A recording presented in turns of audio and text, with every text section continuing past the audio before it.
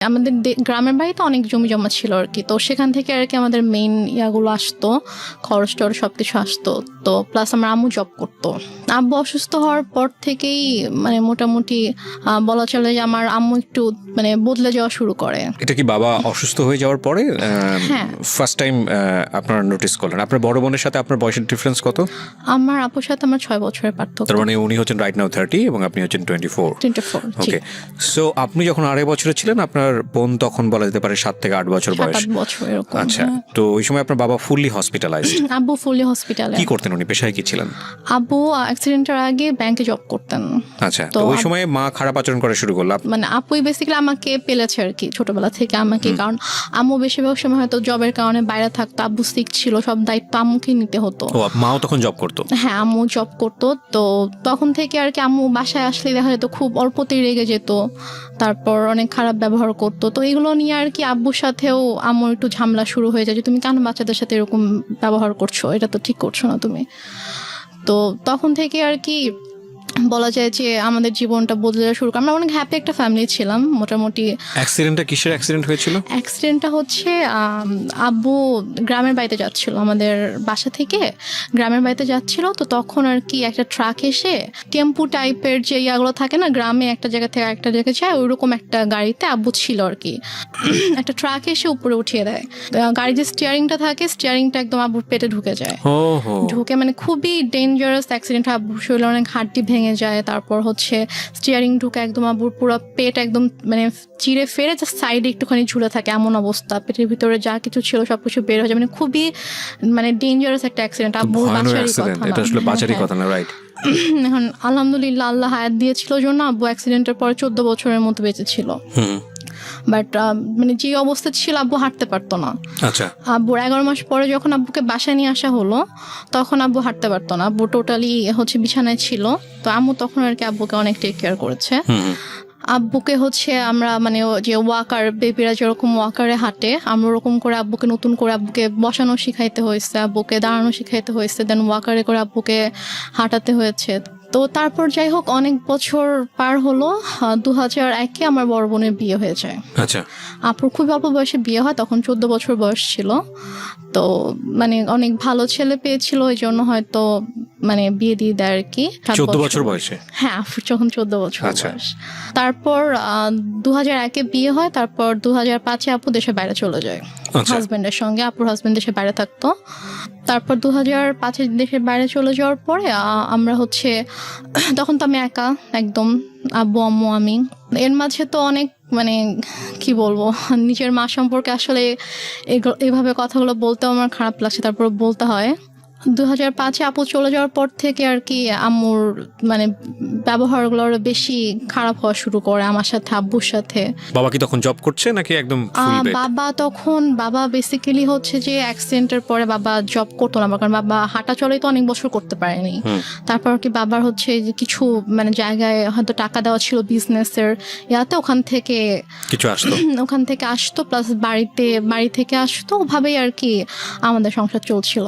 তারপর 2006 সালে আপনারা তখন কোথায়? আপনারা কি তখন ঢাকাতে নাকি? আমরা তখন ঢাকাতে না, আমরা তখন আমাদের বাড়িতে গেলেন কবে? বাড়িতে গিয়েছি আমরা হচ্ছে 1 বছর একটু বেশি সময় হচ্ছে ঢাকায় ছিলাম। আচ্ছা, তারপর হচ্ছে তখন থেকে আমরা বাড়িতে মানে 96-এর কি মাসে অ্যাক্সিডেন্ট করেছিল সেটা আমার মনে নেই, বাট আমরা হচ্ছে 13-14 মাসের মতো ঢাকায় ছিলাম। তারপরে আর কি আমরা বাড়িতে চলে যাই। বাড়ি কোথায় চলে গেলেন? আমাদের বাড়ি হচ্ছে সিরাজগঞ্জ চলে গেলেন। আচ্ছা, তো সিরাজগঞ্জে মানে হচ্ছে আপনার বাবার বাড়িতে চলে গেলেন? না, আমাদের বাসা, আমরা যে বাসাটা তখন আমরা ভাড়া থাকতাম ওখানে। 1 বছর বাবার এখানে থেকে ট্রিটমেন্ট করাতে হয়েছে বাবাকে শুধুমাত্র? তারপর আমরা সিরাজগঞ্জে চলে যাই। তো ওখানে আমাদের বাসা ছিল, ওখানে আমরা যাই, গিয়ে ওখানে থাকি আর কি। আম্মু কিছুদিন পরে হচ্ছে জয়েন করে। আম্মু আগেও জব করতো, এই সেম জবটাতে আম্মু আর কি জয়েন করে। আচ্ছা, আর আব্বু হচ্ছে ওই টুকটাক মানে বেশি তো হাঁটাচলা করা নিষেধ ছিল, বলেছিল যে যতটা সম্ভব রেস্ট নিতে। তো আব্বু এরকম মানে জবে আর যাওয়া হয়নি, তো টুকটাক বিজনেস করতে ভাবে চলতো আর কি আমাদের। তো তারপর হচ্ছে 2006 সালে একটা ঘটনা আমি দেখি আর কি, মানে আমি ঘুমাচ্ছিলাম, তো ঘুম থেকে উঠে আমি যখন আম্মুর মানে বেডরুমের দিকে যখন আমি গেলাম, তো গিয়ে আর কি আমি খুবই আপত্তিজনক একটা আমি দেখি। সো তারপর থেকে আর কি আমার আম্মুর প্রতি আপনার বাবা কোথায় তখন? আমার আব্বু তখন বাইরে ছিল। বাইরে বলতে? বাইরে হচ্ছে আব্বু ওই ব্যবসার কাজে আব্বু বাইরে গিয়েছিল, একটা শপ ছিল ওখানে আব্বুর, তো ওই শপে গিয়েছিল আর কি। আচ্ছা, সো আপনি যে আপত্তিকর অবস্থাটা দেখলেন, এটা কি বেসিক্যালি আপনি ফার্স্ট টাইম নোটিস করলেন এরকম? হ্যাঁ, আমি মনে হয় ফার্স্ট টাইম নোটিস করলাম এরকম কিছু। তো তখন আপনি স্কুলে পড়েন? তখন আমি মেবি ক্লাস 7-এ পড়ি। স্কুলে পড়েন, হাই স্কুলে পড়েন? স্কুলে পড়ি তখন আমি। তো তারপর ওটা দেখার পর থেকে আম্মু তো প্রচন্ড ভয় পেতাম, মানে দেখা যেত যে আম্মু কিছু একটা বললে অথবা একটু জোরে কথা বললে আমি ভয় পেয়ে যেতাম, বুকের ভিতরে কাঁপুনি শুরু হয়ে যেত যে এখন কি হবে। তো তারপর ওই ঘটনাটার পর থেকে আমি জাস্ট রুমে ঢুকে যখন দেখেছি সাথে সাথে আমি রুম থেকে বের হয়ে গিয়েছি আর কি, আমি আমার রুমে চলে গিয়েছি। তো তার কিছুক্ষণ পরে আম্মু এসেছে আমার রুমে, তো এসে আমাকে বলছে যে যা দেখেছো সেটা যেন বাবাকে না বলা হয়, যদি বলো তাহলে কিন্তু তোমার খবর আছে। আচ্ছা, মানে মা আপনাকে সবসময় এই ধরনের শাসনই করতো? শাসনই করলো বিষয়টা নিয়ে? হ্যাঁ, শাসনই করলো। তারপর আমি তো আমি আগে বলেছি যে আমি প্রচন্ড ভয় পেতাম আম্মুকে, তো আমি আর কিছু বলি না, বাবা আসার পরও কিছু বলি না। তো তারপর এভাবেই চলছিল। এরপরও আরও কয়েকবার আমি এরকম ঘটনা আমার চোখের সামনে হয়েছে, কারণ ওই দিনে আমি দেখার পর থেকে আসলে আম্মুরও একটা ভয় কেটে যায় যে হ্যাঁ আমি তো বাবাকে কিছু বলিনি, আমি কিছু বলবো না। তো আমার সামনে এরকম ঘটনা আরও অনেকবার হয়েছে, বাট আমি বাবাকে কিছু বলতে পারিনি আর কি। তো তারপরে গিয়ে আমরা 2007 সালে আমরা নিজেদের বাসা করি। তো সিরাজগঞ্জে, হ্যাঁ, নিজেদের বাসা করার পরে ওখানে আমরা শিফট হই। তো তারপর 2009 সালে হঠাৎ করে একদিন আমার আব্বু প্রচন্ড অসুস্থ হয়ে যায়। আমরা এখানে একটা বিরতি নিতে চাই প্রিয় শ্রোতা। আপনারা শুনছেন মিস্টার ম্যাঙ্গো ক্যান্ডি প্রেজেন্স জীবন গল্প। আপনারা শুনছেন রেহনুমার জীবন গল্প। রেহনুমা রাইট নাও 24 চুপ হয়ে থাকতো। তারপর আমি আমার রুমে চলে যাই। তো হঠাৎ করে প্রায় 10-15 মিনিট পর আব্বু চিৎকার করে আমাকে ডাকে। তো আমি ছুটে আব্বুর রুমে যাই। তো রুমে যাওয়ার পরে দেখি যে আব্বু বলছে আমার খুব খারাপ লাগছে, তুমি আমাকে বারান্দায় নিয়ে যাও। আচ্ছা। তো আমি আব্বুর রুম থেকে আব্বুকে ধরে বারান্দায় নিয়ে আসি। তো আব্বু যখন থেকে ব্যথা শুরু হয় তখন থেকে আব্বু জাস্ট বুকে হাত দিয়ে রেখেছিল, যেখানে ব্যথা করছিল। আব্বু বসতে পারছিল না, শুতেও পারছিল না, আতশোয়া হয়েছিল বিছানায়। তুমি আব্বুকে ধরে বারান্দায় নিয়ে যাওয়ার পরে আব্বুকে চেয়ারে বসিয়ে দিই। তো তারপর আব্বু বমি করে দেয়। তো বমি হচ্ছিল, তো মানে তখন আমি কান্না করতে করতে আম্মুর কাছে যাই যে আম্মু আসো, আব্বু তো বমি করছে, মরে যাক আমার কি, আমি পারবো না যেতে, আমাকে ডাকবা না। এটা আপনার মা বলে? আমার মা বলে। আচ্ছা।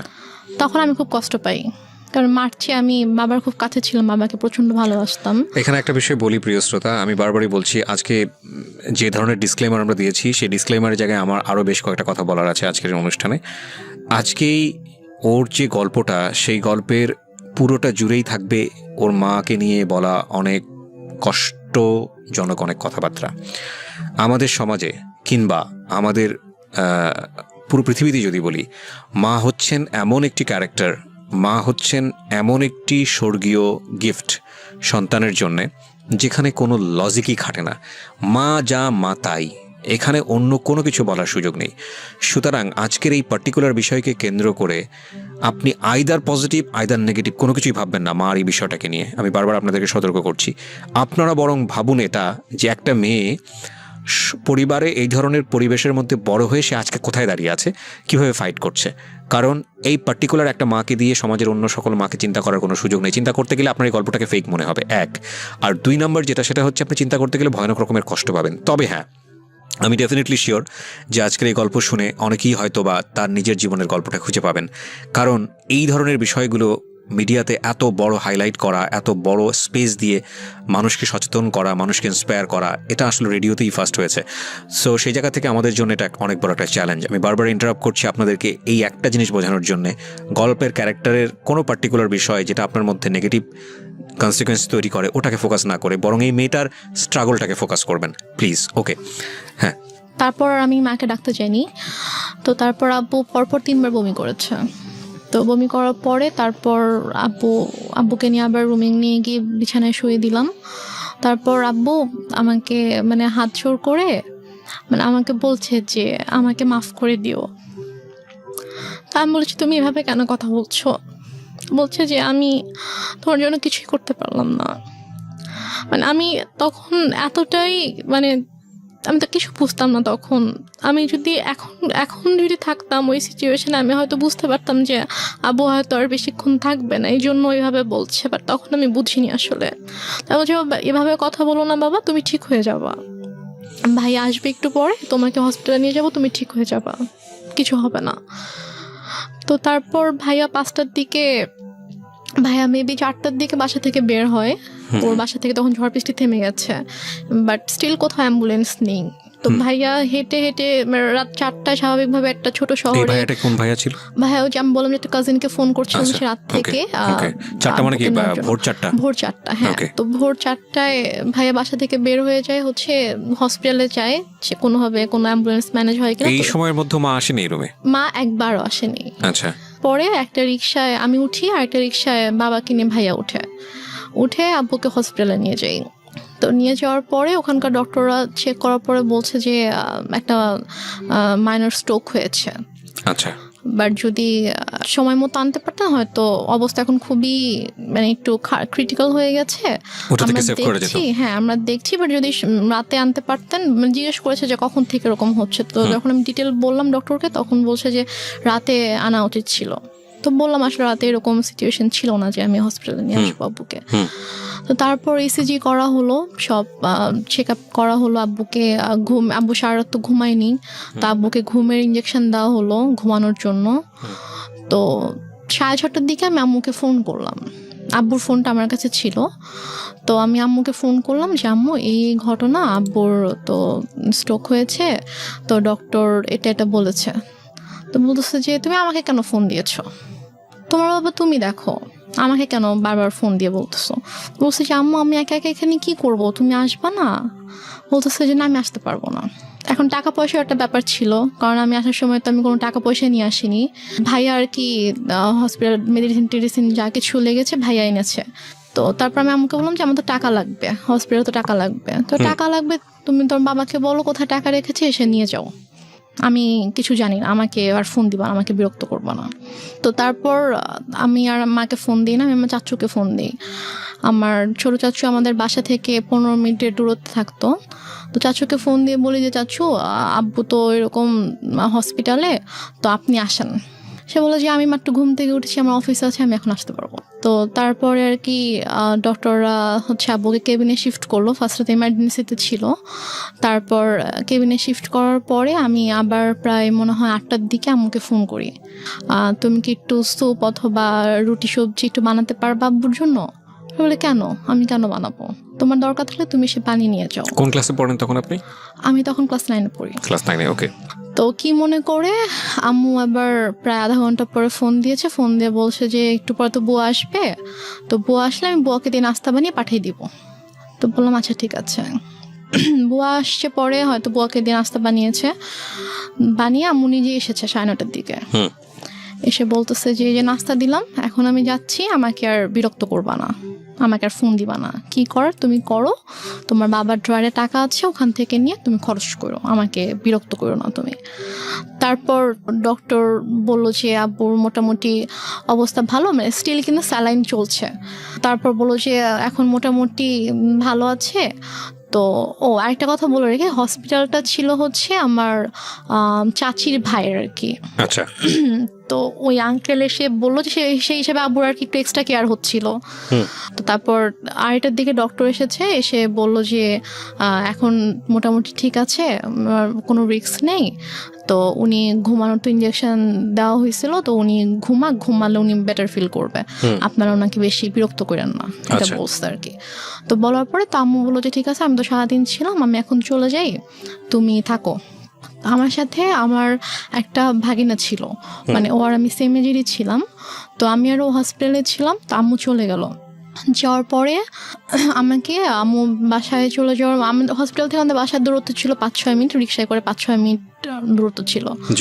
তো তারপর আম্মু বাসায় গিয়ে আমাকে ফোন দিয়েছে, ফোন দিয়ে বলছে তুমি বাসায় আসো, তুমি আমার যে ইয়াটা ছিল নাম ছিল মধু, বলছে তুমি আর মধু বাসায় আসো। তো আমি বলছি যে বাসায় কেন যাবো, আব্বু তো একা থাকবে।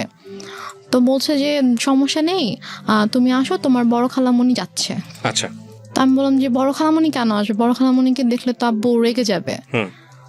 মানে আমার বড় খালামণির সাথে আব্বুর একটু সমস্যা ছিল। আচ্ছা। সমস্যা ছিল বলতে যে মানে বড় খালামণির মানে বিহেভিয়ারের জন্য আব্বু বড় খালামণিকে পছন্দ করতো, এটা অ্যাভয়েড করতো আর কি। আচ্ছা। তো বলো যে আব্বু যদি রেগে যায় তখন তো আব্বুর জন্য তো এটা মানে খারাপ হতে পারে। একটু করে চোখ খুলেছে, তো খুলে বলছে মানে ইশারা করে বলছে যে না ঘুমাচ্ছি না। আম্মু তো আমাকে বাসায় ডেকেছে, আমি বাসায় যাচ্ছি, আমি গিয়ে চলে আসবো, বেশিক্ষণ থাকবো না, মা চলে আসবে, তুমি থাকো, আমি আসছি। তো আব্বু জাস্ট চোখ দিয়ে ইশারা করলো যে ওকে। তো দেন আব্বু একটু সাইডে ফিরে যখন ওদেরকে দেখেছে তখন আর কি আব্বুর মানে এক্সপ্রেশনটা চেঞ্জ হয়ে গিয়েছে আর কি। তো যাই হোক আমি তো চলে আসলাম বাসায়। এর মধ্যে আমি বাসায় আসার প্রায় 15-20 মিনিট পরে আমার খালা হচ্ছে আম্মুকে ফোন দেয়।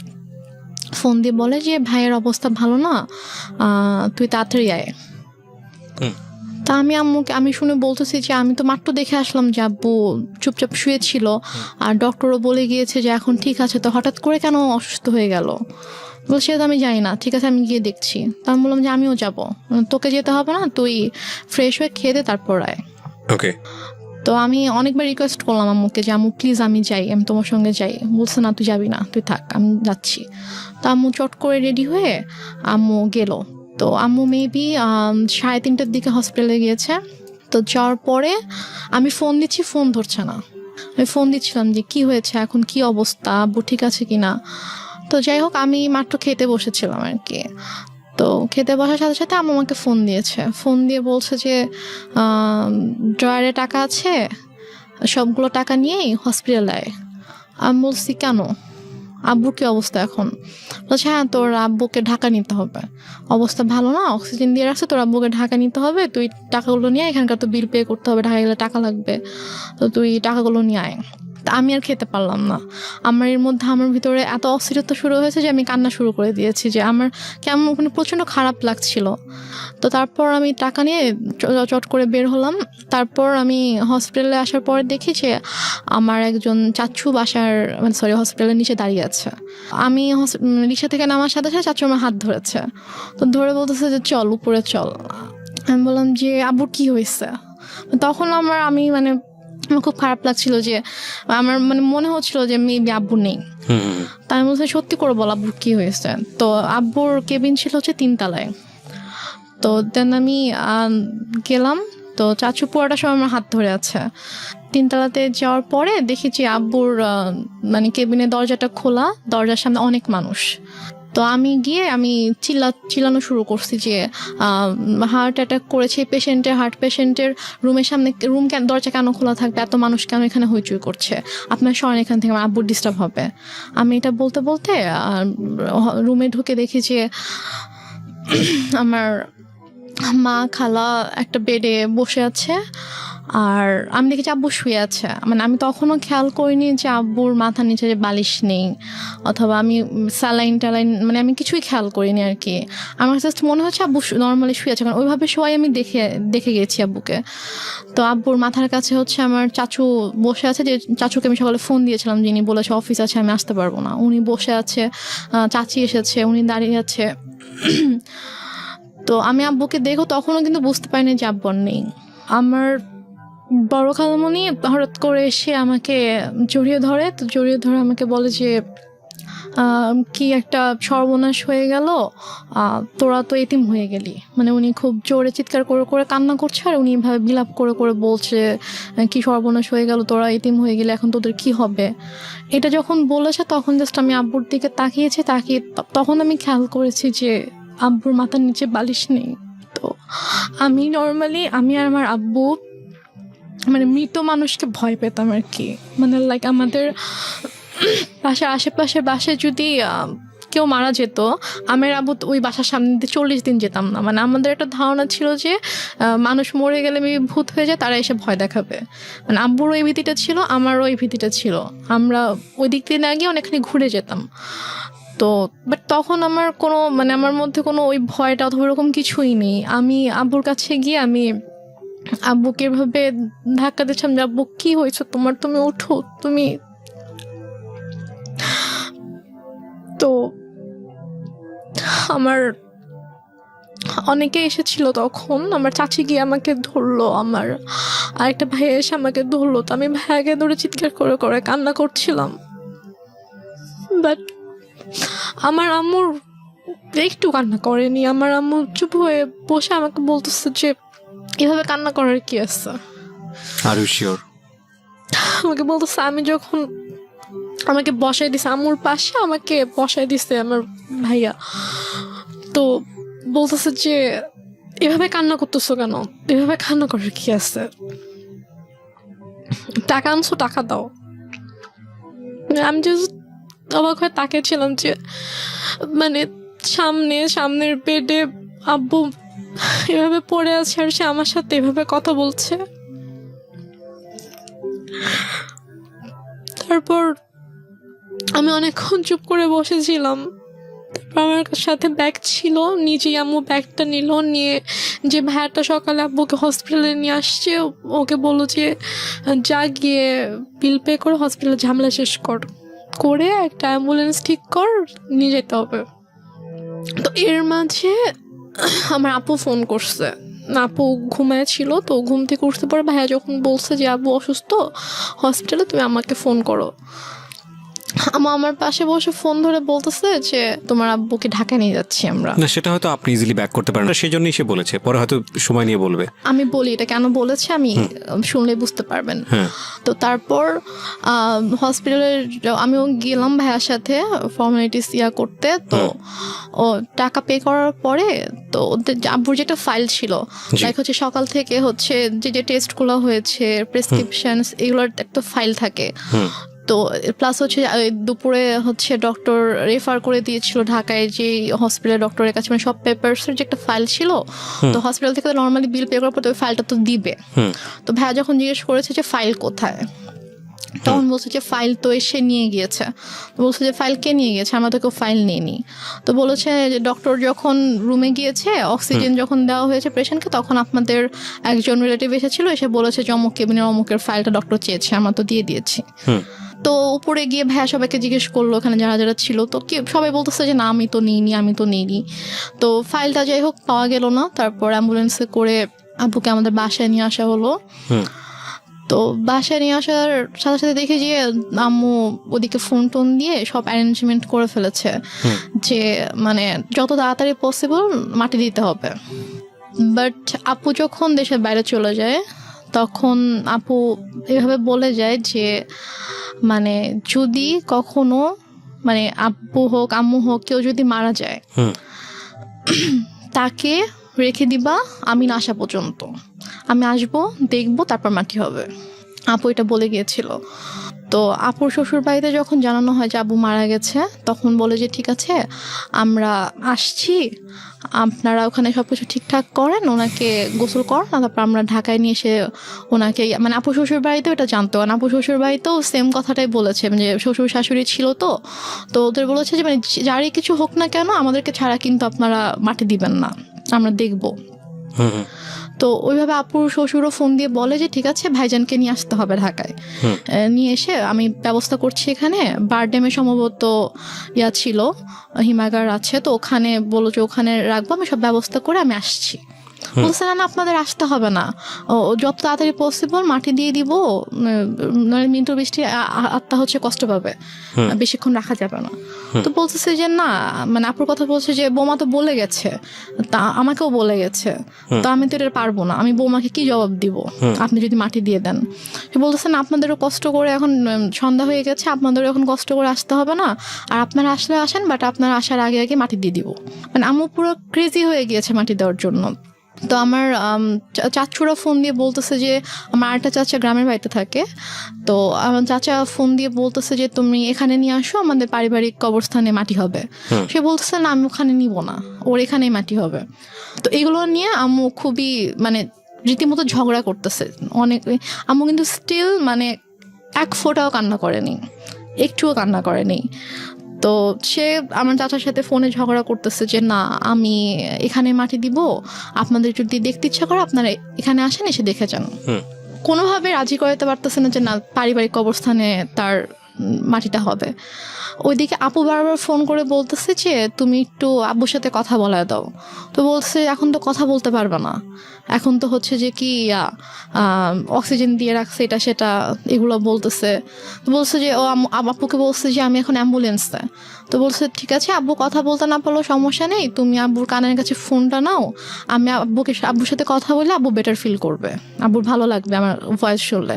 সে বলতেছে না এখন না, আমি হসপিটালে যাই, তোমার সাথে কথা বলে দিব। তো এভাবে ওদিকে আপুকে এভাবে হ্যান্ডেল করতেছে, তারপর হচ্ছে আমার চাচার সাথে ঝগড়া করতেছে এবং মাটি দেওয়ার জন্য খুবই পাগল হয়ে গেছে। মানে আপনার কথা অনুযায়ী যদি আপনি সবকিছু মেনে নেই তাহলে বলতে হবে যে সে এককভাবে সিদ্ধান্ত নিচ্ছে, একটা স্বেচ্ছাচারী আচরণ যেটাকে বলে। সে কারো কথাই শুনছে না। লাইক একজন মহিলার যে হাজবেন্ড মারা গেলে তার যেরকম বিহেভিয়ার থাকা উচিত ওরকম কিছু ছিল না আমার মাঝে। অনেক বেশি ডেসপারেট ছিল to establish her decision. Yeah exactly. Okay. তো তারপর সবাই বুঝায় যে এরকম করার কিছু নেই, আপনি একটু শান্ত হন, যেহেতু তার বাবা মা ভাই সবার কবর ওখানে, সো ওনার ভাইরাও চাচ্ছে, ওনাদের কথাটা আপনাকে মানতে হবে। তো সবাই বোঝানোর পরে গিয়ে উনি আর কি বলে আচ্ছা ঠিক আছে। দেন আব্বুকে গোসল করানো হয়, করানোর পরে রাত 8টার দিকে সম্ভবত অথবা 8টার পরে আব্বুকে একটা ট্রাক নিয়ে আসা হয়। মানে আমাদের বাসা থেকে আমার দাদুর যে গ্রাম ওটা 1 ঘন্টার দূরত্ব ছিল আর কি। জি। তো ওখানে তারপর আমরা যাওয়ার জন্য মাইক্রো ট্রাক সব কিছু অ্যারেঞ্জ করা হয়। তো আমি বলি যে আমি যাবো, বলেন তোমাকে যেতে হবে না, আমাকে বাসায় রাখে। আর বাসায় আমার ছোট খালামুনি ছিল, আরও কে ছিল, তো ওদের কাছে আমাকে রেখে যায়। রেখে আম্মু চলে যায় ওদের সাথে গ্রামের বাড়িতে মাটি দেওয়ার জন্য। আচ্ছা। মাটি দিয়ে রাতের 12:30 পৌনে 1টার দিকে চলে আসে, সবাই আবার ব্যাক করে আর কি। স্টিল আপুর সাথে সে কথা বলতেছে যে বাবা বেঁচে আছে, বাবা হসপিটালে। আপু বারবার ফোন দিয়ে বলছে যে কথা বলায় দাও। সে মানে বলাচ্ছেন আর কি। তো দেন মেবি 12:30 পৌনে 1টার দিকে আসলো বাসায়। তো আসার পরে তখন গিয়ে আপু শাশুড়িকে বলেছে যে আপনাদের আসতে হবে না, আমি যেহেতু মাটি দিয়ে দিয়েছি তাড়াতাড়ি, তো আপনারা সকালে আসেন, রিল্যাক্সে সকালে আসেন, এখন আসতে হবে না। তো তারপর ওরাও আসলো না। তো তারপর আপুকে আমাদের সময় সকাল 5:30টার দিকে আপুকে ফোন দিয়েছে, ভাইয়াকে ফোন দিয়ে তো আপু কলেজে ছিল, ভাইয়াকেও কিন্তু জানায়নি। তো 5:30টার দিকে ভাইয়াকে ফোন দিয়ে বলছে যে তোমার আব্বা তো মারা গেছে। তো বলছে যে মানে কি, আপনি তো একটু আগেও বলছেন, মানে রাতের বেলাও যখন কথা হয়েছে তখনও তো আপনি বলছেন যে আব্বা ঢাকায় হসপিটালে, এখন মারা গেছে, মানে আপনি কি বলতেছেন এগুলা? ভাইয়া বিশ্বাস করতে পারতেছে না। তো বলতেছে যে হ্যাঁ এরকম মারা গেছে, মাটি দিয়ে আসছি, ডিটেল বললো আর কি। তো তাহলে আপনি কেন বিকেল থেকে বলছেন যে আপনি আব্বুকে ঢাকায় নিয়ে আসতেছেন, এগুলো কেন বলছেন, মিথ্যা কথা কেন বলছেন? পরে বলে যে তারপর বলছে যে আপনাদেরকে তো বলা হয়েছে যে কেউ মারা গেলে রাখতে, আমরা দেখবো তারপর মাটি হবে, তো আপনি কেন মাটি দিয়ে দিলেন? ভাই আম্মুর সাথে এভাবে কথা বলতেছিল। তো বলতেছে যে আমার ইচ্ছা হয়েছে আমি দিচ্ছি। এটা আপনার মা বলছে? আমার মা বলছে যে আমার ইচ্ছা হয়েছে আমি দিছি, এখন তো কিছু করার নাই। আপুর কথা বলছে যে ওকে জানাও, ও কোথায়? তো বলছে ঠিক আছে, ওকে আপনার জানাইতে হবে না, আমি ওকে জানাচ্ছি, আমি আমার ওয়েতে ওকে জানাবো। তো তারপর আপু কলেজে ছিল। তো আপু কলেজ থেকে আসার পর এর মধ্যে বাসায় হচ্ছে আপুর কিছু ফ্রেন্ডকে ভাইয়া ডাকে, ওরা সবাই আসে। তো আপু বাসায় এসে দেখে আপুর ফ্রেন্ডরা বাসায়, ভাইয়া বাসায়। তো আপু বলে যে কি হয়েছে তোমরা হঠাৎ করে বাসায় না জানিয়ে? তো বলে আসলাম আর কি। তো ওরা অনেক খাবার টাবার রান্না করে আনছে, তো আনার পর আপুকে খাওয়ানো দাওয়ানোর পরে তারপর আপুকে বলছে যে এরকম আব্বু তো মারা গেছে। তখন আপু খুব শক যে মানে কি, আমাকে তো বলা হয়েছে যে আব্বু হসপিটাল, আব্বু ঢাকায়, তাহলে আম্মু কেন মিথ্যা কথা বলছে? দেন আপু আম্মুকে ফোন করে বলে যে তুমি কেন মিথ্যা বললা, যাই হোক অনেক কথা। তো আম্মু বলে যে এরকম মৃত মানুষকে রাখতে হয় না, কষ্ট পায়, এগুলো নিয়ে আর কি অনেক ইয়া হয়। বাট তখনও আমি বুঝতে পারিনি যে আসলে ব্যাপারটা কি হয়েছে। তো এর মাঝে কথা ওঠে আব্বুর এই ফাইলটা নিয়ে। তো এটা নিয়ে যখন কথা ওঠে যে ওই ফাইলটা কোথায়, আমার বড় খালার ছেলে হচ্ছে ডাক্তার। তো ভাইয়া এসে বলে যে আমি রিপোর্টসগুলো দেখবো, আমার কাছে মনে হচ্ছে যে ডাক্তারদের কোনো একটা অবহেলার কারণে, তো ভুল কোনো কিছুর কারণে এরকম ভাবে খালু মারা গেছে, কিন্তু ফাইলটা মিসিং। হ্যাঁ, তো এই জন্য ওরা হসপিটাল থেকে ফাইলটা মানে মিসিং করে দিয়েছে। আমরা একটা বিষয় একটু বলি প্রিয় শ্রোতা, আজকের এই গল্পটা একটু যে জায়গাটা এখন দাঁড়িয়ে আছে সেটা সামনের দিকে গিয়ে পুরোপুরি অন্যদিকে মন নেবে, because I know the story.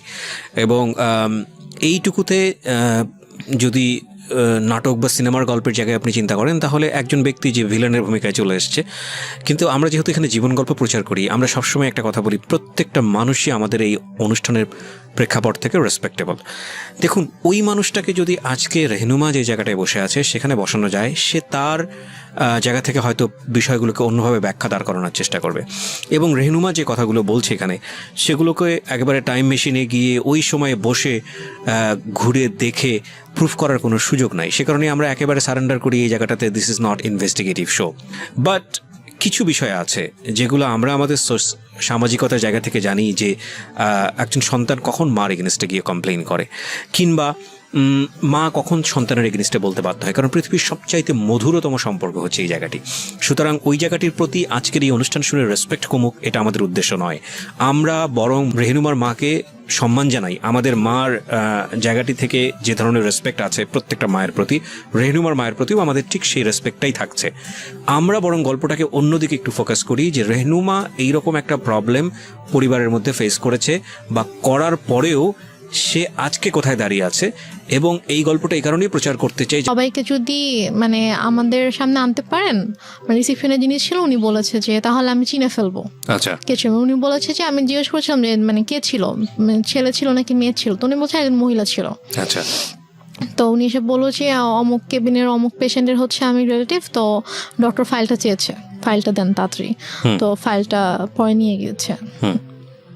তো যাই হোক, তো তারপর এটা নিয়ে আর কোনো ইয়া হয়নি। আম্মুকে যখন বললাম যে চলো তাহলে আমরা সবাইকে নিয়ে যাই ওখানে যেদিন ছিল, বলছে যে না, আমরা আমরা আমরাই তো ছিলাম, আমরা তো কেউ যাই নাই। তার বলছে যেতে সমস্যা কোথায়, চলো। আমি বলছেন আমি যাবো না। তো এটা নিয়ে এক পর্যায়ে আমার সাথে অনেক বড়ই সিনক্রিট হয়েছে, অনেক কথা কাটাকাটি হয়েছে। ভাইয়াও বলেছে যে খালা চলো, কি সমস্যা। তো সে বলছেন আমি যাব না। তো ওই হসপিটালে মূলত ছিল যে আমাদের ফ্যামিলি ডক্টর যেটা থাকে, তো ডক্টর এখানকার ছিল, আমাদের কিছু হইলে আমরা ওই হসপিটালতে যেতাম আর কি। তো তারপর থেকে আমার ওই হসপিটালে যায় না। আচ্ছা, মানে কোনো প্রবলেম হলে আর ওই হসপিটালে যায় না, সে ডক্টর চেঞ্জ করে ফেলছে, হসপিটাল চেঞ্জ করে ফেলছে। তো তারপর যাই হোক, এটা নিয়ে আর কোনো কথা কাটাকাটি হয়নি, কিছু হয়নি, শেষ হয়ে গেল ব্যাপারটা। তো তারপর থেকে আব্বু মারা গেল হচ্ছে মে মাসে। সেপ্টেম্বর মাস থেকে হঠাৎ করে আম্মুর কি হলো, সে আমাকে বলছে যে তোমাকে বিয়ে দিয়ে দিব। আমি তো বিয়ে করব না, আমি তো অনেক ছোট আছি। আমি তখন 9-এ পড়ি। তো আমি বলেছি আমি তো বিয়ে করব না। তো বলেছে যে না, তোমাকে বিয়ে করতে হবে। আমি বলেছি যে কেন, তোমার দায়িত্ব আমি নিতে পারতেছি না। একটু একটা মিনিট, মানে টু বি অনেস্ট, যে জিনিসটা আমার জানার আছে সেটা হচ্ছে যে আপনি তো মোটামুটি গল্পের যে গ্রাফটা মেনটেন করছেন তাতে বোঝাই যাচ্ছে যে আপনার সঙ্গে আপনার মায়ের একটা সম্পর্ক, এই সম্পর্কটা স্বাভাবিক সম্পর্ক ছিল না। এটা একটা বৈরী সম্পর্ক। এবং আপনার বোন চলে গেল কানাডাতে, আপনারা 2 বোন, বাবা তো মারাই গেল, এবং ইন দ্য মিন টাইম আপনারা সিরাজগঞ্জে বাড়ি করেছেন। তার মানে ওই বাড়ি বলতে আপনারা কয়টা, আপনার পুরো একটা ফ্ল্যাটে আপনি এবং আপনার মা, এবং আপনি তখন ক্লাস 9-এ পড়ছেন। 2-3টা বিষয় এখানে নোট করার মতো প্রিয় শ্রোতা। একটা হচ্ছে যে ওর মার বয়সও কিন্তু তখন অনেক অল্প বয়স, 1। 2 নম্বর হচ্ছে যে মা সাথে সন্তানের সম্পর্কটা স্বাভাবিক না, এবং শুধু ওর সাথে না, ওর কথা অনুযায়ী ওর বড় বোনের সঙ্গে স্বাভাবিক না। এবং ও যে বিষয়গুলো দেখেছে সেটার পরে ওর সাথে ওর মার একটা সম্পর্কে ভীষণ রকম দূরত্ব তৈরি হয়েছে মানসিকভাবে, সেটাই স্বাভাবিক। অ্যান্ড সবচেয়ে বড় ইম্পর্টেন্ট যে বিষয়টা সেটা হলো যে ও ক্লাস 9-এ পড়ে, তার মানে হচ্ছে তখন ওর বয়ঃসন্ধিকাল চলছে। সো বয়ঃসন্ধিকালটা হচ্ছে কোনো ছেলে এবং কোনো মেয়ের জন্য সবচেয়ে ডেঞ্জারাস টাইম। ওই সময়টাতে রাতারাতি দেখবেন একটা ছেলে এবং একটা মেয়ের মধ্যে বেশ কিছু জিনিসের পরিবর্তন আসে, শারীরিক পরিবর্তনের পাশাপাশি ভয়ঙ্করভাবে মানসিক পরিবর্তন আসে। এবং এই জন্যই দেখবেন যে ক্লাস 7-8-এ চলে গেলে হঠাৎ করে ছেলেরা কিংবা মেয়েরা ধাম করে বড় হয়ে যায়। এই যে ব্যাপারটা, এই স্টেজটা কিন্তু খুব মারাত্মক এবং এটাকে খুব সফটলি ডিল করা উচিত। এই ডিল করার জায়গাটাতে মা কিংবা বাবা মা বা কাছের বন্ধুদেরকে অনেক বড় একটা ভূমিকা পালন করতে হয়। তো সেই জায়গাটিতে এই মেয়েটিরও এক ধরনের রাফ আচরণ হলেও হতে পারে যেটা মায়ের সঙ্গে, আমি ঠিক জানি না। আমি কোশ্চেনটা করতে চাই, একটা যেটা হচ্ছে যে আপনার বড় বোনের খুব অল্প বয়সে বিয়ে হয়েছিল যেটা আপনি বলছিলেন, তো সে কারণে কি ফ্যামিলি ট্র্যাডিশন এটা ছিল যে ঠিক আছে আপনাকেও বিয়ে দিয়ে দিক না, নির্ঝঞ্ঝাট? এরকম কিছু ছিল না। বরং উল্টো তো হওয়া উচিত, কারণ যেহেতু আপনাকে বিয়ে দিলে আপনার মা একা হয়ে যাবে একদম। একা হয়ে যাবে। সো আপনাকে বরং বিয়ে একটু বয়স হলেই দেওয়াটা স্বাভাবিক। আমি বরং যেটা দেখতে পাচ্ছি যে উল্টো ছিল। তার মানে আপনার আচরণ কি এমন ছিল আপনার মায়ের প্রতি যে আপনার মা আপনাকে সহ্য করতে পারছে না? এরকম কিছু ছিল না, কারণ আচ্ছা। আমি প্রথম থেকে বলে আসছি যে আম্মুকে দেখে প্রচন্ড ভয় পেতাম। ধর আম্মু কোনো কিছু নিয়ে যদি কোনো কিছু বলতো একদম মানে চুপ হয়ে যেতাম। কখনো যে তর্ক করা অথবা ওইভাবে ঝগড়া করা এরকম কিছু, অথবা উল্টে পাল্টা কোনো জবাব দেওয়া, এরকম কখনোই কিছু ছিল না। ওই কয়েকটা মাস আমার মানে এমন কেটেছে যে আব্বুর জন্য আব্বুকে এত বেশি মিস করতাম এবং ওই রাতটার কথা মনে পড়ে। এই যে এই ফিলিংসটা নিয়ে যদি আরেকটা মানুষ আপনার পাশে দাঁড়াতো তাহলে মনে হতো যে না এই মানুষটা আমার কাছের মানুষ, হ্যাঁ, যেটা সেটা। আপনার মার কাছ থেকে আসার কথা ছিল। আপনার কথা অনুযায়ী আপনার মা ওই সময়টাতে খুবই স্বাভাবিক ছিলেন, তার মানে ওইটা আপনার কাছে আরো বেশি কষ্টদায়ক মনে হচ্ছিল। সেটাই। বলুন তারপর। যারা এসেছে তারাই কিন্তু আমাকে সান্ত্বনা দিয়েছে, বাট আমার মার থেকে আমি কোনো সান্ত্বনা পাইনি। তো আমি আসলে অনেক বেশি মানে একা হয়ে গিয়েছিলাম। তো সেই একাকিত্ব থেকে আমি আর কি ঘুমাতাম না। তো যাই হোক, তো সেপ্টেম্বরের দিকে হঠাৎ করে আম্মু একদিন আমাকে বলে যে দেখো আমার অনেক ঝামেলা হচ্ছে। ব্যাপারটা এরকম না যে আম্মু আমার দায়িত্ব নিতে পারছে না, যে আমার জন্য আম্মুর খরচ হচ্ছে, আমার খরচ কিন্তু আপুই পাঠাতো। তো সে আমাকে বলছে যে না আমি তোমাকে রাখতে পারবো না, আমি তোমার দায়িত্ব নিতে পারছি না, তোমাকে আমি বিয়ে দিয়ে দিব। তা আমি বলি ঠিক আছে, আমি আপুর সাথে কথা বলতে চাই, তোমার যদি খুব বেশি সমস্যা হয় তাহলে আমি আপুকে বলি, আপু আমাকে হোস্টেলে পাঠিয়ে দিক। আচ্ছা। তো বলেছে না আপুকে বলা যাবে না। তো এটা নিয়ে অনেক আম্মুর সাথে মোটামুটি একটু চলছিল যে আম্মু অনেকভাবে অনেককে দিয়ে বুঝাচ্ছিল আমাকে, লাইক আমার ফ্রেন্ডের আম্মুকে নিয়ে এসে। আপনার মধ্যে এমন কোনো আচরণ কি ছিল যেটা মা নোটিস করেছে যে বিয়ে দিয়ে দিলেই আমি সেফ জোনে চলে যাই?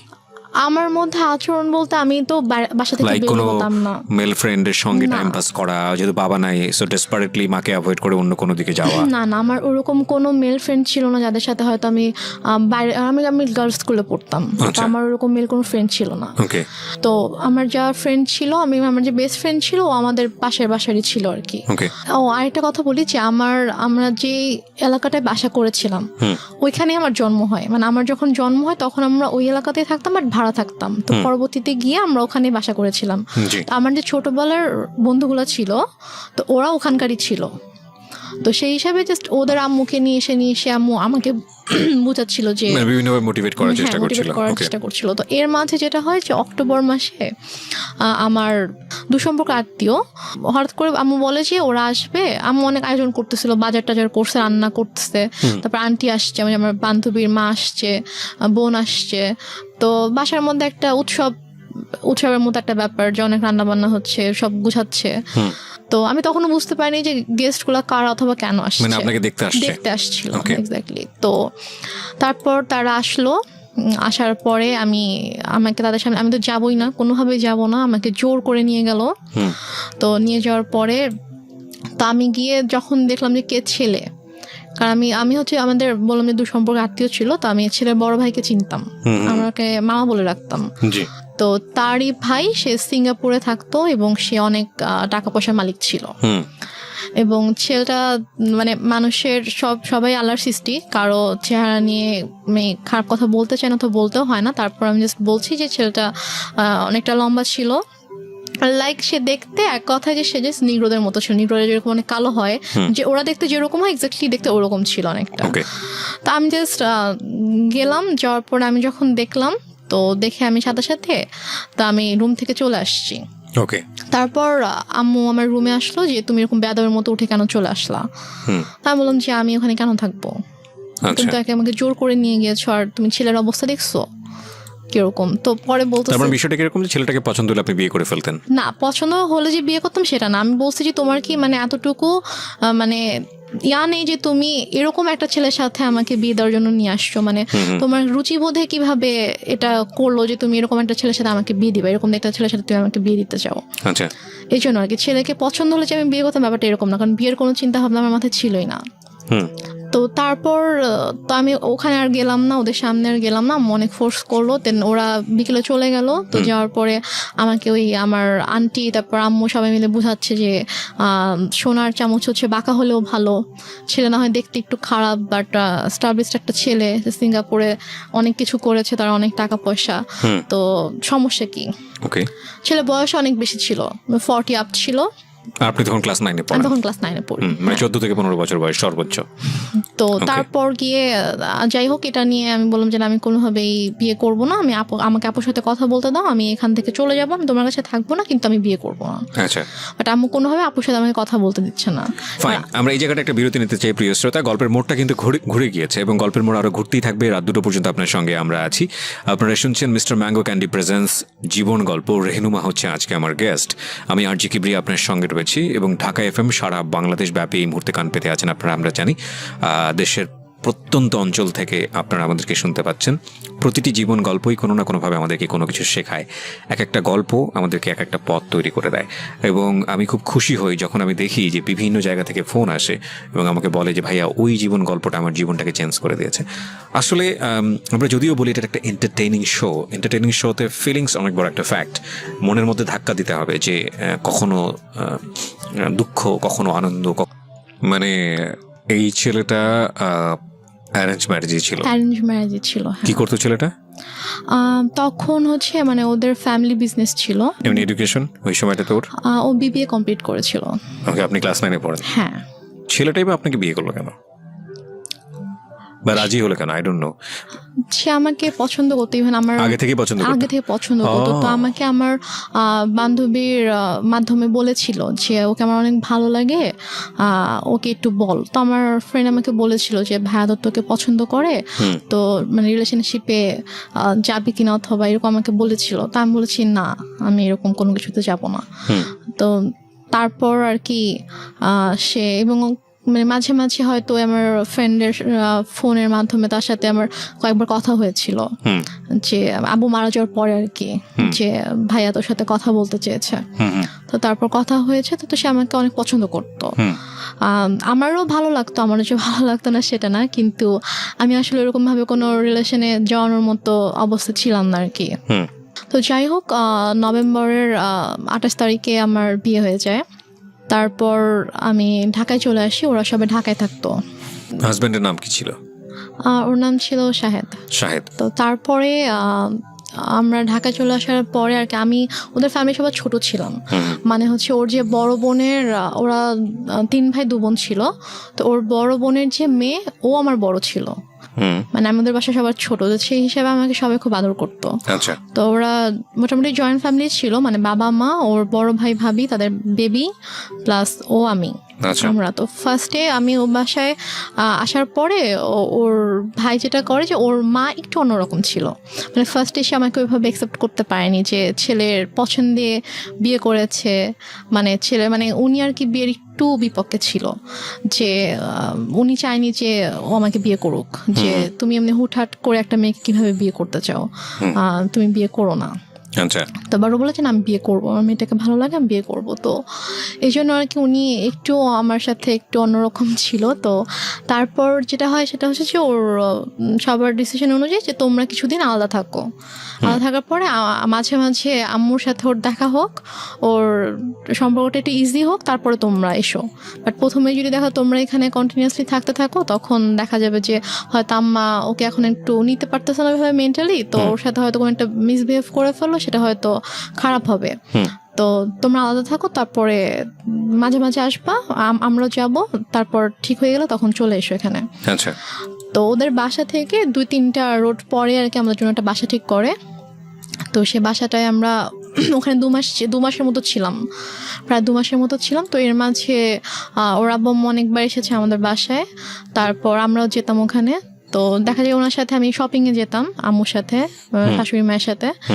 তো ওনার সাথে আমার মোটামুটি ভালো একটা সম্পর্ক হয়ে যায় আর কি। তারপর উনি বলে ঠিক আছে তোমরা বাসায় চলে আসো। তারপর আমরা বাসায় চলে আসি সম্ভবত জানুয়ারি শেষের দিকে। তো বাসায় চলে আসার পরে তার মোটামুটি ভালোই কাটছিল। ওদের বাসার সবাই আমাকে খুব আদর করতো, যে আমি সবার ছোট ছিলাম, অনেক আদরের ছিলাম সবার। তারপর এর মাঝে যেটা হয় সেটা হচ্ছে যে আম্মু হঠাৎ করে প্রবলেম ক্রিয়েট করতে থাকে। প্রবলেম আমার আম্মু প্রবলেম ক্রিয়েট করতে থাকে বলতে যে আমাকে ফোন করতো অথবা আমার হাজবেন্ডকে ফোন করতো, ফোন করে হয়তো চিল্লাফাল্লা করতেছে, আসো তুমি, আসতেছো না কেন, আমাকে বারবার ডাকতো। তো আমি ঠিক আছে আমি তো আসবো, সমস্যা নেই আমরা আসবো। তো আমরা এর মাঝে গিয়ে একবার ঘুরেও এসেছিলাম। আচ্ছা, তো সিরাজগঞ্জ থেকে ঘুরে এসেছিলাম। তো তারপরে সে হঠাৎ করে একদিন বলতেছে যে তুমি একবারে চলে আসো। বলছে আমি একবারে কেন চলে আসবো? বলতেছে যে না, এই ছেলের সাথে তোমার থাকতে হবে না। আমি বলছি যে মানে কি, আমি এই ছেলের সাথে কেন থাকবো না, কি হয়েছে? বলছে যে না, তুমি চলে আসো, আমি এই ছেলের সাথে সংসার করতে দিব না, তোমার ডিভোর্স করাই দিব। তুমি আসো, তুমি আসবা, পড়াশোনা করবা ঠিক মতো, আমার কাছে থাকবা, তুমি আসো। মানে হঠাৎ করে এই ধরনের কথা কেন হঠাৎ বল? করে। আচ্ছা, তা আমি তখন বললাম যে আম্মু, তুমি নিজেই তো আমাকে বিয়ে দিয়েছো, তুমি নিজেই তো রাখতে চাওনি আমাকে, তাহলে এখন যেহেতু আমার একজনের সাথে বিয়ে হয়েছে, আমি এখানে সাথে একটা ফ্যামিলির সাথে আমি অ্যাড হয়েছি, এবং তার সাথে আমার ধীরে ধীরে ওরকম ভালো একটা বন্ডিং তৈরি হয়ে গিয়েছে, ওর ফ্যামিলি সবার সাথে আমার একটা ভালো বন্ডিং তৈরি হয়ে গেছে, এখন তো তুমি এটা বলতে পারো না। তো সে আমাকে নানাভাবে ফোর্স করতে থাকে। তো সে এর মাঝে সে যেটা করে, সে সিরাজগঞ্জ থেকে ঢাকায় আসে। তো ঢাকায় এসে সে আমার শ্বশুরবাড়িতে অনেক মানে হাঙ্গামা ক্রিয়েট করে ফেলে। লাইক সে এসে চিল্লি করতেছে যে আমার মেয়েকে আমি নিয়ে যাব, তোমরা কেন আটকায় রাখছো, তোমরা আমার মেয়ের ব্রেন ওয়াশ করছো, আমার মেয়েকে নিয়ে যেতে দাও, আমার ছোট মেয়ে, বাচ্চা মেয়ে, আমি ওকে তোমাদের কাছে রাখবো না, এগুলো বলতে থাকে। আমি তো যাব না, আমাকে অনেক ফোর্স করতে থাকে, তুই চল। আমার হাত ধরে টেনে বাসা থেকেও বের করে নিয়ে যায়, মানে দরজা খুলে আমাকে বাইরেও বের করে নিয়ে যায় যে তুই চল, তোকে আমি এখানে থাকতে দিব না। তারপর গিয়ে আমার শাশুড়ি, তারপর আমার যা, ওরা গিয়ে আর কি আমাকে নিয়ে আসে যে আন্টি এরকম করেন না, আর বসেন শান্তভাবে আমরা কথা বলি। তো সে কোনোভাবে শান্ত হয় না, সে জাস্ট একটাই কথা, আমার মেয়েকে আমি রাখবো না। তারপর সে বলে যে না, আমরা তো ওকে যেতে দিব না। তো সে অনেক তর্কাতর্কির পরে সে রাগ করে বাসা থেকে বের হয়ে যায়। বেরোর সময় বলে যায় যে এনি হাও আমি আমার মেয়েকে নিয়ে যাব। দেখো, একটা কথা বলি রেহনুমা, আমি তুমি করে বলে ফেললাম, কারণ তুমি আমার বয়সে অনেক অনেক জুনিয়র হবা। একটা যেটা হচ্ছে যে গল্প না বিশ্বাস করার জন্য একটা মজবুত ভিত্তির প্রয়োজন হয়। একটা হচ্ছে যে তোমার মা নিজেই ইন্সপায়ার হয়ে বিয়ে দিচ্ছে। বিয়ের কয় মাসের পরের এই ঘটনা? বিয়ের হচ্ছে 3 মাস পর। বিয়ের 3 মাসের মধ্যে এমন কি ঘটলো যে সেখান থেকে আবার তোমাকে নিয়ে আসতে চাচ্ছে? আমি মানে গল্পটা তো বিশ্বাস করতে হবে সামহাও। এটা ভাই আমি কথা বলতে থাকলে আপনি যখন আমার পুরো গল্পটা শুনবেন তখন আমি হয়তো বুঝতে পারবো। শেষ পর্যন্ত যখন আপনি শুনবেন তখন আপনি বুঝতে পারবেন যে প্রথম থেকে শেষ পর্যন্ত, মানে আমার বাবার মৃত্যু থেকে একদম আমার শেষ পর্যন্ত, আজকের দিন পর্যন্ত কি ঘটেছে, কেন ঘটেছে, এটা আপনি নিজেই বুঝতে পারবেন। ফাইন। সো প্রিয় শ্রোতা, আমার মনে হয় একটু ধৈর্য ধরে আপনারা শুনুন। ওকে, বল। তো তারপরে আম্মু ওখানে এসে সিনকেট করার পর আমরা সবাই আর কি মানসিকভাবে একটু আপসেট হয়ে পড়ি। তো তারপর আর কি আমার শাশুড়ি বলে যে চলো আমরা কিছুদিন ঢাকার বাইরে থেকে ঘুরে আসি। তো আমার শ্বশুরবাড়ি ছিল ফেনীতে। তো তারপর আমরা ফেনীতে যাই, আমি কখনো যাইনি বিয়ের পরে ওদের গ্রামের বাড়িতে। তো তারপর আমাকে ফেনীতে নিয়ে যায়, আমি আমার হাজব্যান্ড, শ্বশুর শাশুড়ি, আমরা সবাই যাই। তো যাওয়ার পর ওখানে মোটামুটি ছোটোখাটো একটা অনুষ্ঠানের মতো করে আর কি, মানে বউ দেখানোর জন্য। তো তারপর ওখানে আমি আমার শ্বশুর শাশুড়ির সাথে 15 দিনের মতো ছিলাম। তো এর মাঝে যেটা হয়, আম্মু ওদের সব রিলেটিভস লাইক ওর চাচা, চাচি, মামা, খালা, ফুপু, মানে যত রিলেটিভ আছে সবার নাম্বার কিভাবে কালেক্ট করে ফেলে। কালেক্ট করে সবাইকে ফোন দিয়ে সে বলে যে শাহেদ ভালো না, ওর আমার মেয়ে, ছোট একটা বাচ্চা মেয়েকে ও বিয়ে করছে, বিয়ে করে এখন ওকে টর্চার করতেছে, ওকে মারতেছে।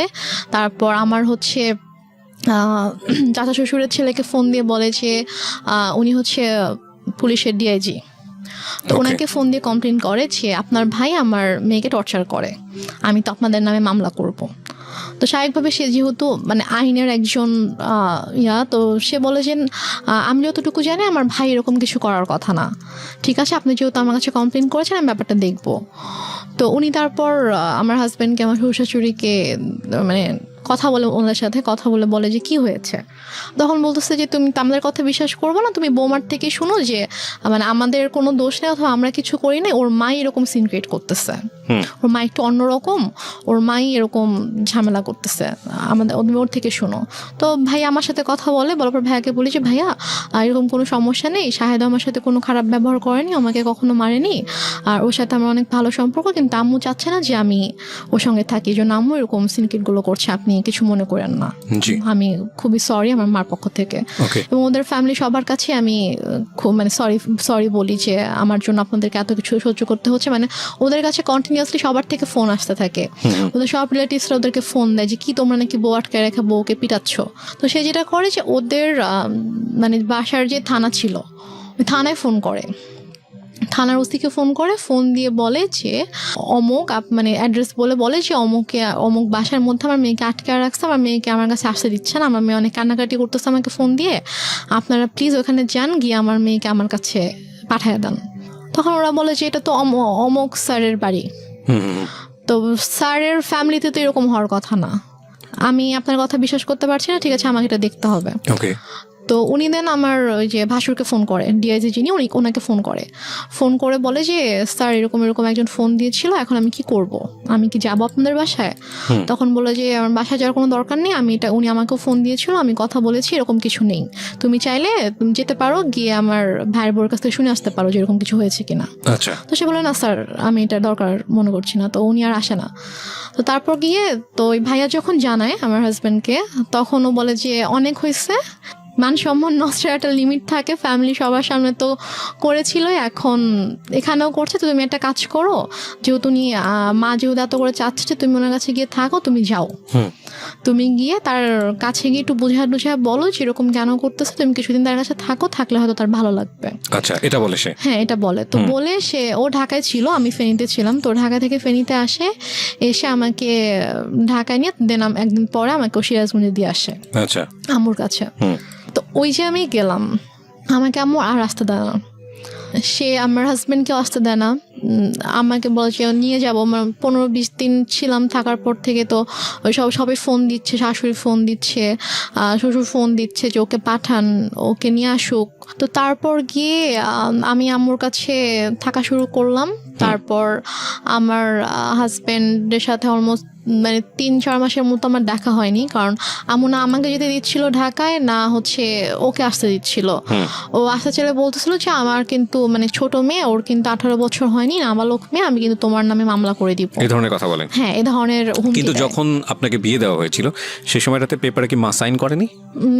না, মা সাইন করেনি। বিয়েটা কিভাবে হয়েছিল? বিয়েটা হয়েছিল হচ্ছে বাসায় কাজী এসেছিল, তো কাজী বিয়ে পড়িয়েছিল, মানে সাইনও নিয়েছিল, কাবির নামে সাইনও নিয়েছিল, তারপর ওখানে 4 জন সাক্ষীও ছিল, কিন্তু মার সাইন ছিল কিনা অথবা করেছিল কিনা সেটা আমার ঠিক মনে নেই, তো মনে হয় না মা সাইন করেছিল। কারণ পরে যখন আমি যখন পেপারস দেখেছিলাম তখন দেখেছি ওখানে যে সাক্ষীদের সাইন ছিল, আমার আর আমার হাজবেন্ডের ছিল। সাক্ষী ছিল হচ্ছে ওর 2 জন আঙ্কেল ছিল সাক্ষী, আর আমার পক্ষ থেকে আমার একটা মামা আর আমার একটা ভাইয়া ছিল।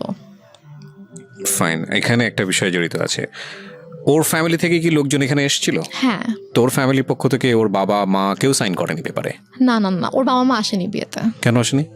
বাবা মা আসেনি, বাবা তখন অনেক অসুস্থ ছিল, আর ওর মা তো রাগ করেছিল জন্য ওর মা আসেনি। Renuma, this is totally unbelievable, cause অসুস্থ হলে তো বিয়েটা পিছিয়ে যাওয়ার কথা। বিয়েটা অসুস্থ ছিল বলতে উনি হচ্ছে প্যারালাইসিস ছিল, তো উনি তো চাইলেই উনি মুভ করতে পারতো না, বাট ওর মার আসার কথা, বাট ওর মাকে ওরা কোনোভাবেই কনভিন্স করতে পারেনি। ওকে, ফাইন। তো ওর ভাই বোন, তারপর হচ্ছে ওর আঙ্কেল আন্টিরা সবাই এসেছিল। তো ওই ফার্স্ট রিলেটিভ যে হয় তারই তো সাইন করার কথা ডকুমেন্টসে। দেনমোহর কত ছিল? দেনমোহর আমার ঠিক মনে নাই, সম্ভবত 5 লাখ ছিল।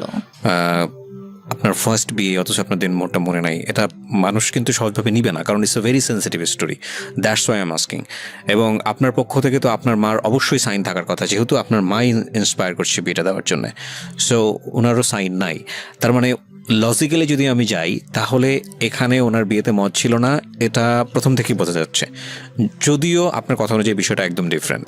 ওকে, 3 মাসের মধ্যে এত বড় কি ঘটনা ঘটে গেল যে কারণে মা তাকে নিয়ে আসবে, যেটা আমি আপনি একটু আগে বলেছেন যে পুরো গল্পটা শুনলে হয়তো বা জিনিসটা পুরোটা বোঝা যাবে। ওকে, সো আমাদের এখানে একটা ডিলেমা তৈরি হচ্ছে প্রিয় শ্রোতা, বাট আমরা এখনই কোনো রেজাল্টে না যে আমরা একটু সামনের দিকে যাই, দেখি লজিক্যালি মেলে কিনা। হ্যাঁ, তারপর কি হলো? তারপরে হচ্ছে আমার ওদের ফ্যামিলি থেকে সবাই আম্মুকে ফোন করতো, আম্মুকে বোঝানোর চেষ্টা করতো যে আমরা আসি সামনাসামনি কথা বলে ঠিক করার চেষ্টা করি যে দেখি ঠিক হয় কিনা, আপনি কেন এরকম করছেন। তো বাট আম্মু বলেছে আমি এই বিষয়ে কোনো কথাই বলবো না, মানে একটাই কথা ছিল তার যে আমি আমার মেয়েকে সংসার করতে দিব না, আমি আপনার ছেলের সাথে রাখবো না।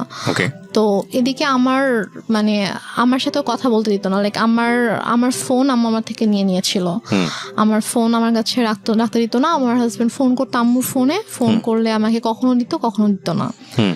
তো আমি অনেক কান্না করতাম, আমার মন অনেক খারাপ থাকতো যে আমি ওখানে যেতে চাই। আমি আম্মুকে অনেক ইভেন আমি আম্মুর পায়ে ধরেও কান্না করেছি, আম্মু তুমি কেন এরকম করছো আমাকে বলো।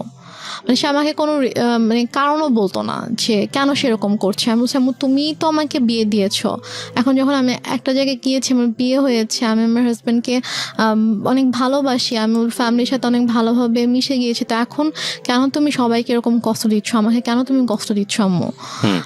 যাই হোক, তারপরে গিয়ে আম্মু যেটা করলো যে ওদের সাথে অনেক কথাবার্তা যখন হলো, ও অনেক বার রিকোয়েস্ট করলো, তো বলো ঠিক আছে তুমি সিরাজগঞ্জ আসো, এসে ওর সঙ্গে দেখা করে যাও।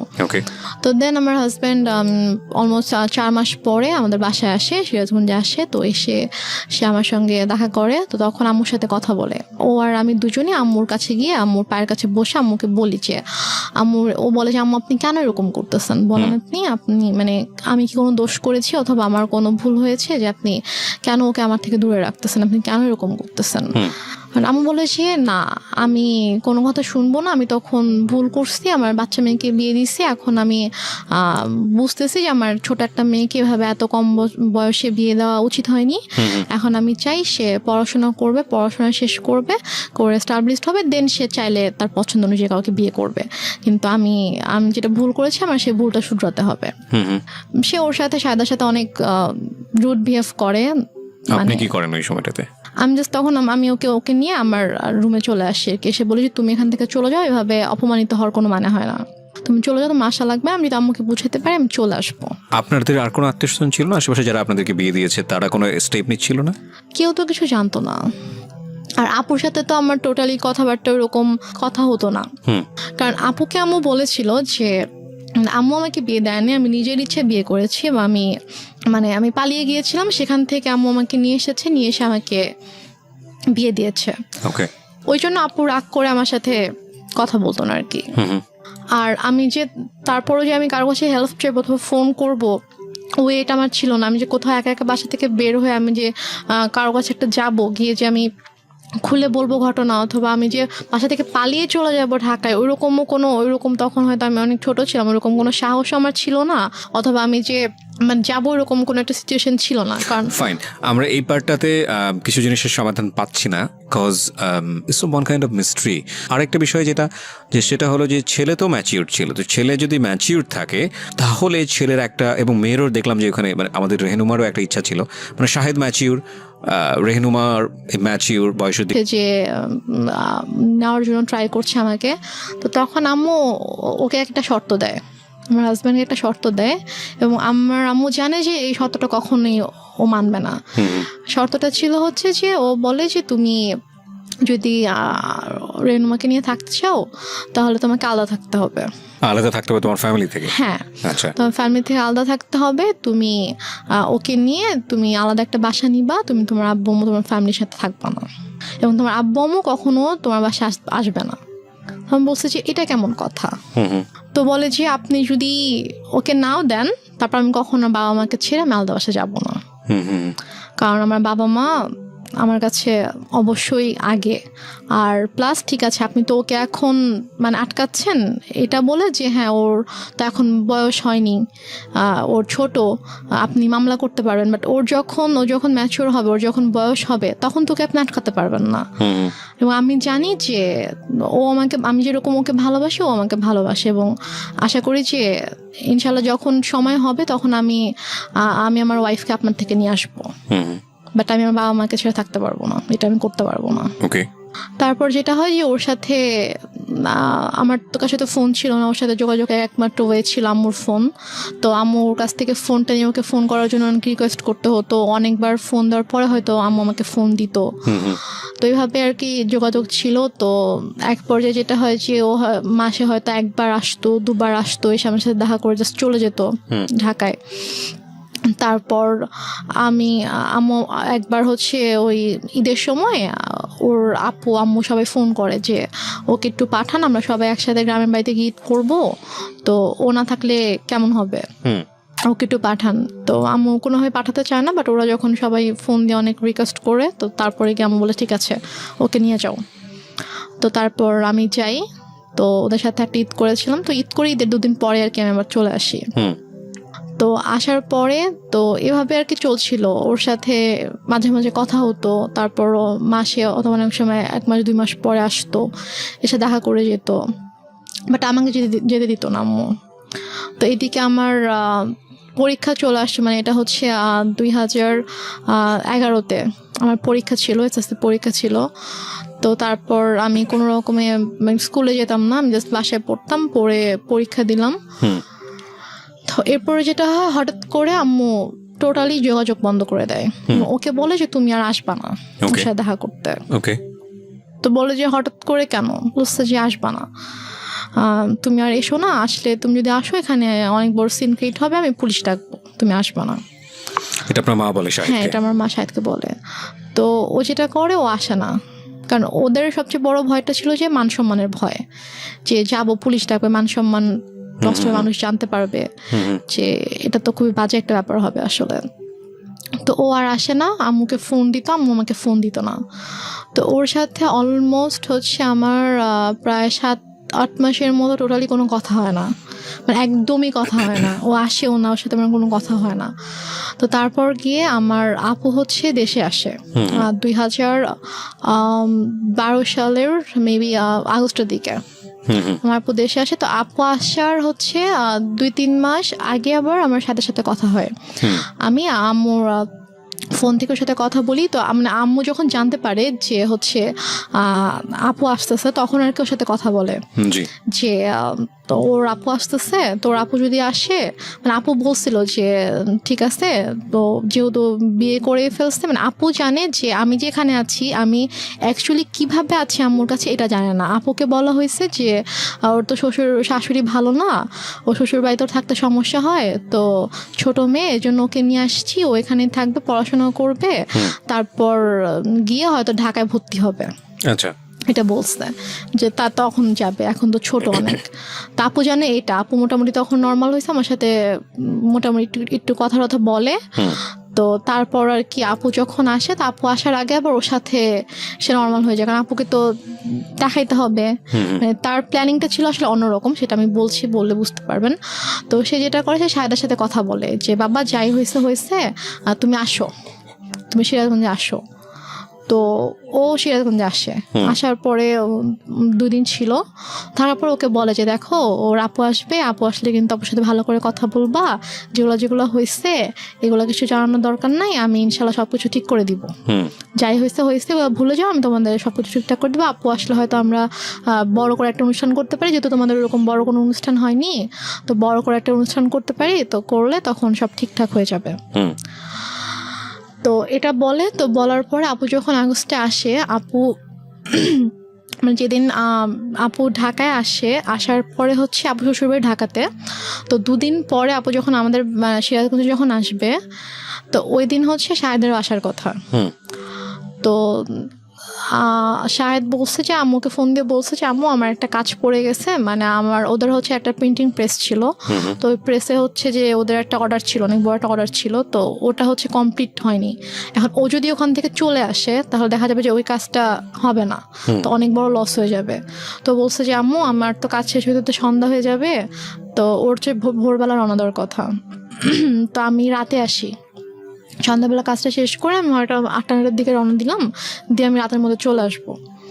আপুদেরকে একটু বললেন আমি চলে আসবো, সমস্যা নেই, কিছু মনে করতে মানা করেন। আমি বলে যে এখন আসবা, বলছে যে আমি আসলে তো এখানে মানে কাজ দেখতে পারবে না, সমস্যা হয়ে যাবে। বলেছে এখন আসতে হবে, আমি জানি না, আমার বড় মেয়ে 12টার মধ্যে চলে আসবে, মানে এটা সকাল 10টার দিকের কথা আর কি, তুমি এখন রওনা দাও, তুমি চলে আসো, তোমার তো 3-4 ঘন্টার বেশি লাগবে না, তুমি চলে আসো, সমস্যা নেই। ও বলছে যে আম্মু আমার পক্ষে এখন আসা সম্ভব না, আমি আসলে আমার কাছে দেখার কেউ নাই। তো এটা নিয়ে অনেক তর্কাতর্কি হয়। তো হওয়ার পরে লাস্টে গিয়ে আম্মু ওকে বলে যে তোকে আমি এখন বলছি তুই এখন আসবি। রেগে যায় আর কি। রেগে যায়, আম্মু রেগে ওকে তুই তো করে শুরু করে, বলে যে তোকে আমি বলছি তুই এখন আসতে হবে। এবং ওর ওর এটা নিয়ে খুব মানে ইয়া হয়, ওর ইগোতে লাগে যে তোমার শাশুড়ি কেন আমাকে তুই করে কথা বলবে। তো বলে যে আম্মু আমি যাবো না। বলছে তুই যদি এখন না আসিস, এখন যদি রওনা না দিস, তুই যদি এখন না আসিস তাহলে তুই জীবনও এখানে আসবি না, তুই ভুলে যা আমার মেয়েকে, জীবনও আসতে পারবি না, আমি তোদের রিলেশন জীবনও ঠিক করবো না, তুই জীবনে আসতে পারবে না। তো বলছে যে আম্মু মানে এটা তো বুঝতে হবে, আমার সমস্যাটা যদি আপনি না বুঝেন তাহলে তো আমার কিছু করার নেই। তো তারপরও মানে ও চেষ্টা করে বুঝাইতে, বাট আম্মু বলেছে না এনিহাও আসতে হবে। তো বলেছে আমার পক্ষে সম্ভব না আসা। তো যাই হোক ও ফোনটা রেখে দেয়। তো আপুরা চলে আসে। তো আপুরা আসার পরে আপুদেরকে যেটা বলে সেটা হচ্ছে যে ও বলছে যে আপনার মেয়ে আসছে তো আমি কি করব, আমার কেন যাইতে হবে, আমি যাইতে পারবো না আপনার মেয়ের সাথে দেখা করতে। আপনার বড় মেয়েকে বললেন তার যদি আমার সাথে দেখা করতে হয় সেজন্য আমার বাসায় এসে আমার সঙ্গে দেখা করে, বাট এটা কিন্তু ও বলেইনি। তারপরে গিয়ে বলে যে আপু তো এটা শুনে খুব হার্ট হয় যে কেন এটা বলবে, ও আমাদের ছোট, ওকে আমরা নিজেরা ডাকলাম যে হ্যাঁ আম্মু ওকে আসতে বললো, আমরা ওর সাথে দেখা হয়নি, ওর সাথে দেখা করব, তো ওর ফ্যামিলির সাথেও দেখা করব, তো কেন এভাবে রিয়াক্ট করছে।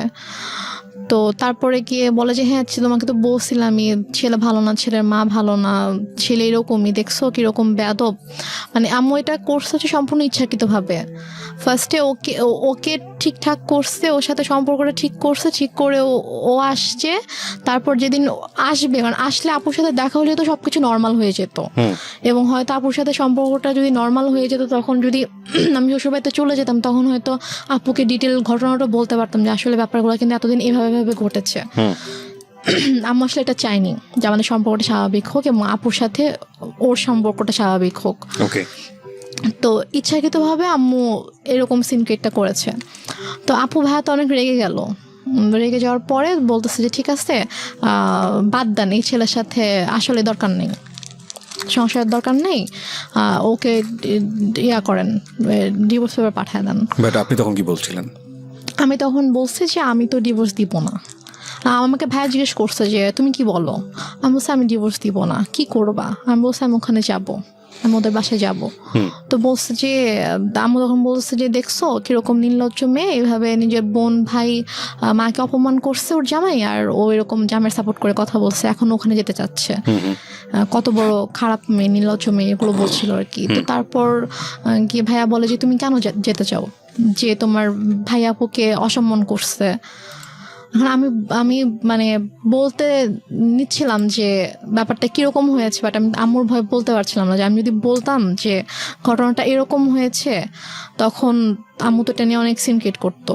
তো দেন আর রাতের বেলা আপু বলছে যে আমি ভাবছি যে রাতের বেলা যখন ঘুমাতে যাবো, আম্মু যখন ঘুমিয়ে যাবে তখন আমি আপুকে গিয়ে বলবো যে আপু ঘটনাগুলো কিন্তু এরকম হয়েছে, তুমি ওকে ভুল বুঝো না, তুমি ব্যাপারটা প্লিজ সলভ করো, আমি এটা বলতে চেয়েছি। তো তারপর রাতে যখন আপুকে বলেছি আপু আমি তোমার সাথে ঘুমাবো, বলছে আচ্ছা ঠিক আছে।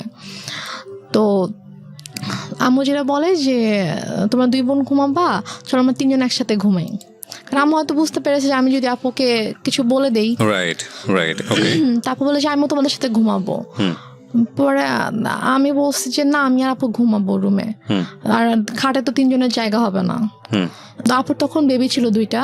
তো আপুর যে বড় বেবিটা ওর বয়স ছিল 2.5 বছর, তো ওর বাবার সাথে ঘুমাবে আর কি।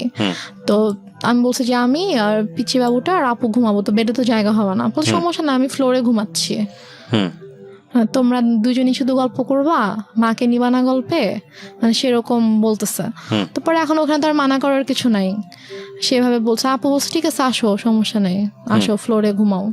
তো সে ফ্লোরে বেড করছে, আমি আপুকে বলতে পারলাম না, যে যেটা বলতে চেয়েছি বলতে পারলাম না। তো তারপর আমি অনেকবার চেষ্টা করেছি, আপু যে কয়দিন দেশে ছিল, আপু আমাদের বাসায় 2 দিন ছিল, তো ওই 2 দিনেও পারিনি। তারপর আপু যাওয়ার আগে যখন আমি ঢাকায় এসেছিলাম আম্মুর সাথে আপুর শ্বশুর বাড়িতে, তখন আমি বলার চেষ্টা করেছি, আমি সুযোগ পাইনি, মানে আম্মু আমাকে সুযোগটা দেয়নি, আমি আপুর সাথে একা কোনোভাবে কথা বলবো ওই সুযোগটা দেয়নি। ঢাকায়ও যখন আমরা ঘুমিয়েছে, আম্মু আমাকে নিয়ে ঘুমিয়েছে একটা রুমে। আপুর সাথে যখন দিনের মধ্যে স্বাভাবিকভাবে ওরা অনেক বিজি ছিল, তারপর আমি ট্রাই করেছি, সুযোগও পেয়েছি অনেক, বাট আম্মু কোনো না কোনোভাবে আমাকে কথা বলতে দেয়নি আর কি। তো আমি যাই হোক আমি কথা বলতে পারিনি। তো আপু চলে গেল। আপু চলে যাওয়ার পরে এটা হচ্ছে 2012 সালে আপু সেপ্টেম্বরের দিকে চলে গেল। তো যাওয়ার পরে ওর সাথে ওই আগস্ট থেকে কিন্তু আমার আবার কোনো যোগাযোগ নেই। তো হঠাৎ করে 2013 সালের এপ্রিলে হঠাৎ করে আমার কাছে ফোন আসে যে আমার শ্বশুর অনেক অসুস্থ, উনি হসপিটালে ভর্তি এবং ডক্টর বলেছে যে হয়তো 2-1 দিনের মধ্যে, মানে আইসিইউতে ছিল, যে 2-1 দিনের মধ্যেই হয়তো সে আর করবে না। তো উনি নাকি যখন মানে অসুস্থ হয়ে যায় আইসিইউতে যাওয়ার আগে নাকি উনি বলেছে যে মানে আমাকে দেখতে চায়, উনি আমার কথা বলেছে যে ওকে একবার দেখতে চাই, ওকে একটু নিয়ে আসো। তো এই জন্য ওরা আবার ওদের বাবাকে প্রচন্ড ভালোবাসতো আর কি। তো ওরা সবাই আম্মুকে ফোন দিয়ে মানে এটাও বলছে, আন্টি আপনার পায়ে ধরি প্লিজ আপনি ওকে পাঠান, ওকে আব্বু দেখতে চাইছে। তো আম্মু কোনোভাবেই রাজি হয় না। আমি অনেক কান্নাকাটি করে আম্মু প্লিজ যেতে দাও। আমার শ্বশুর আমাকে অনেক আদর করতেন, মানে আমি ওনাকে বাবা ডাকতাম, আমার আব্বুকে আমি বাবা ডাকতাম। তো মানে উনি আমাকে খুবই আদর করতো। তো আমি যখন শুনি যে এরকম অসুস্থ আমার খুবই খারাপ লাগে। এবং আমার বাবা মারা যাওয়ার পর থেকে আমি যে কদিনই ওনার সাথে ছিলাম আমার কাছে জাস্ট মনে হয়েছে যে এটা আমার বাবা। তো আমি আম্মুকে অনেক রিকোয়েস্ট করি, তারপর ওরাও তো কন্টিনিউয়াসলি ফোন দিচ্ছিল। তারপর আম্মু বলে ঠিক আছে আমি ওকে নিয়ে আসতেছি, আমি নিয়ে যাব, আমি নিয়ে আসবো, তোমাদের আসতে হবে না। তো আম্মু আমাকে নিয়ে ঢাকায় আসার পরে তো হসপিটালে ছিল, আম্মু 2 দিন ছিল। 2 দিন রেডি করে দেন আমার পেপারস নিয়ে আসে যে তুমি এখানে সাইন করে দাও। তো আমি বলছি কিসের পেপারস? তো বলেছে যে এটা ডিভোর্স পেপার। তো আমি বলেছি যে আমি সাইন করব না, তোমাকে সাইন করতে হবে। আমি বলছি না আম্মু আমি করবো না সাইন। তো তারপর আম্মু আমাকে ফোর্স করে, আম্মুর সাথে একটু তর্কাতর্কি হয়, আম্মু আমাকে মানে একটু মারধরও করে। তো তারপর গিয়ে আমি ওই দিন সাইন করি না। তো তারপর গিয়ে তার কয়েকদিন পরে হঠাৎ করে আম্মু বলে যে সকালবেলা বলছে যে চলো এক জায়গায় যেতে হবে। তো আমি বললাম কোথায়? চলো গেলে দেখতে পাবা। তো গিয়েছি, তো যে দেখি যে একজন হচ্ছে লয়ার, তো ওনার বাসা আর কি। তো ওনার বাসায় গিয়েছি, তো ওনার বাসায় দেখি ওই লয়ারটা আছে, সাথে আরেকজন লোক আছে। পরে বুঝতে পারলাম উনি হচ্ছে কাজী। আচ্ছা। তো ওখানে গিয়ে আমাকে পেপারসগুলো নিয়ে বলছে যে নাও এখানে সাইন করো, আছে সাইন করতেই হবে, এখানে কোনো সিনকিট করো না, এখানে সাইন করে দাও। তো আমি তো কিছুতেই সাইন করব না, আমি অনেক কান্নাকাটি করছিলাম। তো লয়ার ওয়াইফ বলতেছিল যে আপা আপনি তো বলেছেন যে আপনার মেয়ে নিজের ইচ্ছায় ডিভোর্স দিতে চায়, তো মেয়ে কেন কান্না করছে? ওকে, তাহলে কি মেয়ে চায় না? তো আমি তখন বলছি আঙ্কেল আমি চাই না, প্লিজ হেল্প মি, আমি চাই না আমার হাজব্যান্ডকে ডিভোর্স দিতে। হ্যাঁ আমি লয়ারকে বলেছি আঙ্কেল আমি ওকে অনেক ভালোবাসি, আমি ওর সঙ্গে থাকতে চাই, ও আমার সঙ্গে থাকতে চায়, আম্মু ফোর্স করছে, আমি চাই না। তখন লয়ার বলে যে আপা আমি তো এটা করতে পারবো না, আপনি করেন, আপনি হচ্ছে আমি ওর হাজব্যান্ডকে ডাকাবো, ওদেরকে সামনাসামনি কথা বলবো, বলে যদি দেখি যে না ওদের মধ্যে সমস্যা, ওরা সাথে থাকতে চায় না, তখন গিয়ে আমি এটা করবো। তার আগে আমি তো আপনার কথা শুনে বিশ্বাস করে ফেলেছিলাম যে আসলেই ওনার ছেলে ভালো না, বাট মেয়ের অবস্থা দেখে তো আমি এখন বুঝতে পারছি যে না আসলে আপনি মিথ্যা বলেছেন। তো সে বলে যে আমি আপনাকে টাকা দিচ্ছি, আপনি আমার কাজ করবেন। সে বলে আপা আমি এটা করতে পারবো না।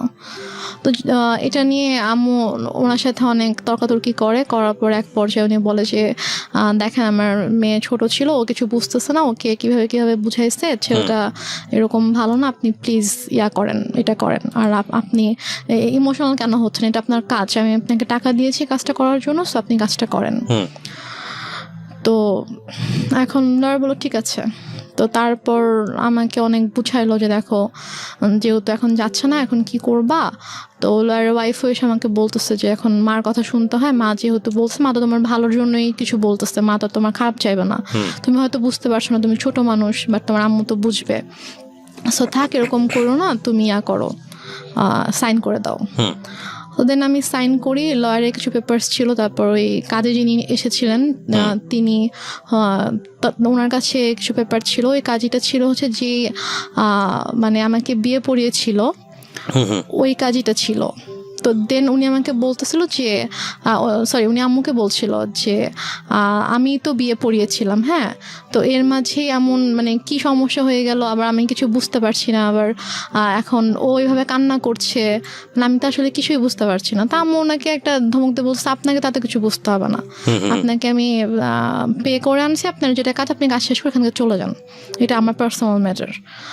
তো তারপর যাই হোক ওখানে আমি এক পর্যায়ে আমি সিগনেচার করে দিই, করে আমি আমরা বাসায় চলে আসি। তো বাসায় চলে আসার পরে আম্মু ওকে পেপারসগুলো তো অফিসিয়ালি পাঠিয়ে দেওয়া হয় শাহেদের কাছে। তো শাহেদ যখন পেপারস পায়, হাতে পায়, তখন শাহেদ আম্মুকে ফোন করে যে আম্মু এসব কি, এটা কেন? মিনিংটা হচ্ছে finally you sign the papers? হ্যাঁ, আমি পেপারে সাইন করি। ওকে। তো তারপর শাহেদ যখন আমাকে ফোন করে যে আম্মু পেপার শেষে, আমি তো ওকে ডিভোর্স দিতে চাই না, আমি তো সাইন করবো না। তো বলেছে যে না, তোমাকে তো তুমি সাইন করো, তোমাকে সাইন করতে হবে, তো তোমাকে ডিভোর্স দিয়ে দিয়েছে। বলছে আমি ওর সাথে কথা বলতে চাই, ও আমাকে ডিভোর্স দিতে পারে না, আমি জানি ও আমাকে ডিভোর্স কখনোই দিবে না। তো বলে যে ওর সাথে কথা বলা যাবে না, আর আসলে ব্যাপারটা কি, তোমাকে এখন কিভাবে বলবো নিজের মেয়ের কথা, এখন ওর তো অন্য একটা ছেলের সাথে রিলেশন আছে। এটা আপনার মা বলে? হ্যাঁ, আমার মা ওকে বলে রিলেশন আছে এবং তাকে বিয়ে করতে চায়। এটা কি আপনি সামনে থেকে শুনেছেন নাকি? হ্যাঁ, আমার সামনেই কথা বলতেছিল, বলছে যে ও তো বিয়ে করতে চায়। আমি জাস্ট মানে অবাক হয়ে মার দিকে তাকিয়েছিলাম, বাট আমি কিছু বলতে পারছিলাম না, আমার চোখ দিয়ে পানি পড়ছিল যে মানে কিভাবে পারছে। এখানে আমার একটা প্রশ্ন আছে, সেটা হচ্ছে যে আপনি এতটাই যদি নমনীয় বা সফট হবেন, তাহলে আপনি কিভাবে সাহস করেন যে আপনি রেডিওতে এসে এই গল্পটা আজকে লাখ লাখ মানুষকে বলবেন? মানে আপনি তখন কেন প্রতিবাদ করেননি? আপনার প্রতিবাদের যেই মানে বলতে পারি আমরা যেই স্পিডটা আমরা এখন দেখতে পাচ্ছি, লাখ লাখ মানুষকে জানিয়ে দেবার নিজের পরিবারের গল্প, সেখানে ওখানে একটু সামান্য সাহস করলেই তো হতো, একটু লাউডলি চিল্লালেই তো বুঝতে পারতো পাশ থেকে শাহেদ যে না, আমার স্ত্রী আমার পক্ষে আছে।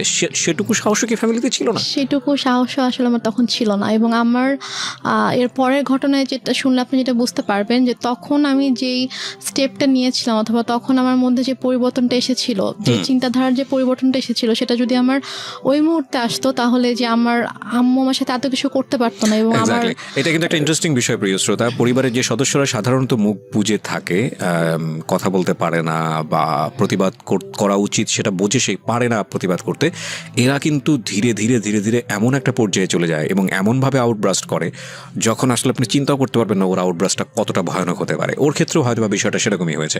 হ্যাঁ, তো আমি তখন আমার আম্মুকে কিছু বলিনি, কারণ আমি এতটাই আপসেট ছিলাম যে আমি জাস্ট মানে বুঝে উঠতে পারছিলাম না যে আমার মা কেন আমার সাথে এরকম করছে, আমি কেমন করেছি।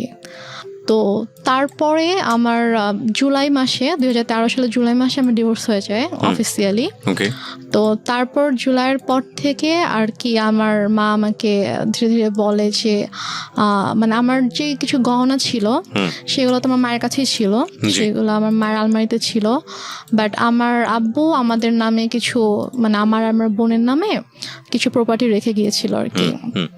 তো সেগুলো থেকে আমার যে অংশ ছিল সেখান থেকে সেগুলো আমার বলে যে আমার একটা দরকার আছে, আমি একটা সমস্যায় পড়েছি, তো আমার প্রপার্টিটা আমার নামে প্রপার্টি দেখাইতে হবে একটা অফিসিয়াল কাজের জন্য, তো আমার নামে তো ওরকম কিছু নাই, মানে শহরে ওরকম কিছু নাই, তো তুমি তোমার যে শহরের জমিটা আছে তুমি তোমার অংশটুকু আমার নামে তুমি অফিসিয়াল একটু লিখে দাও, দেন আমি আবার তোমাকে ব্যাক করে দিব।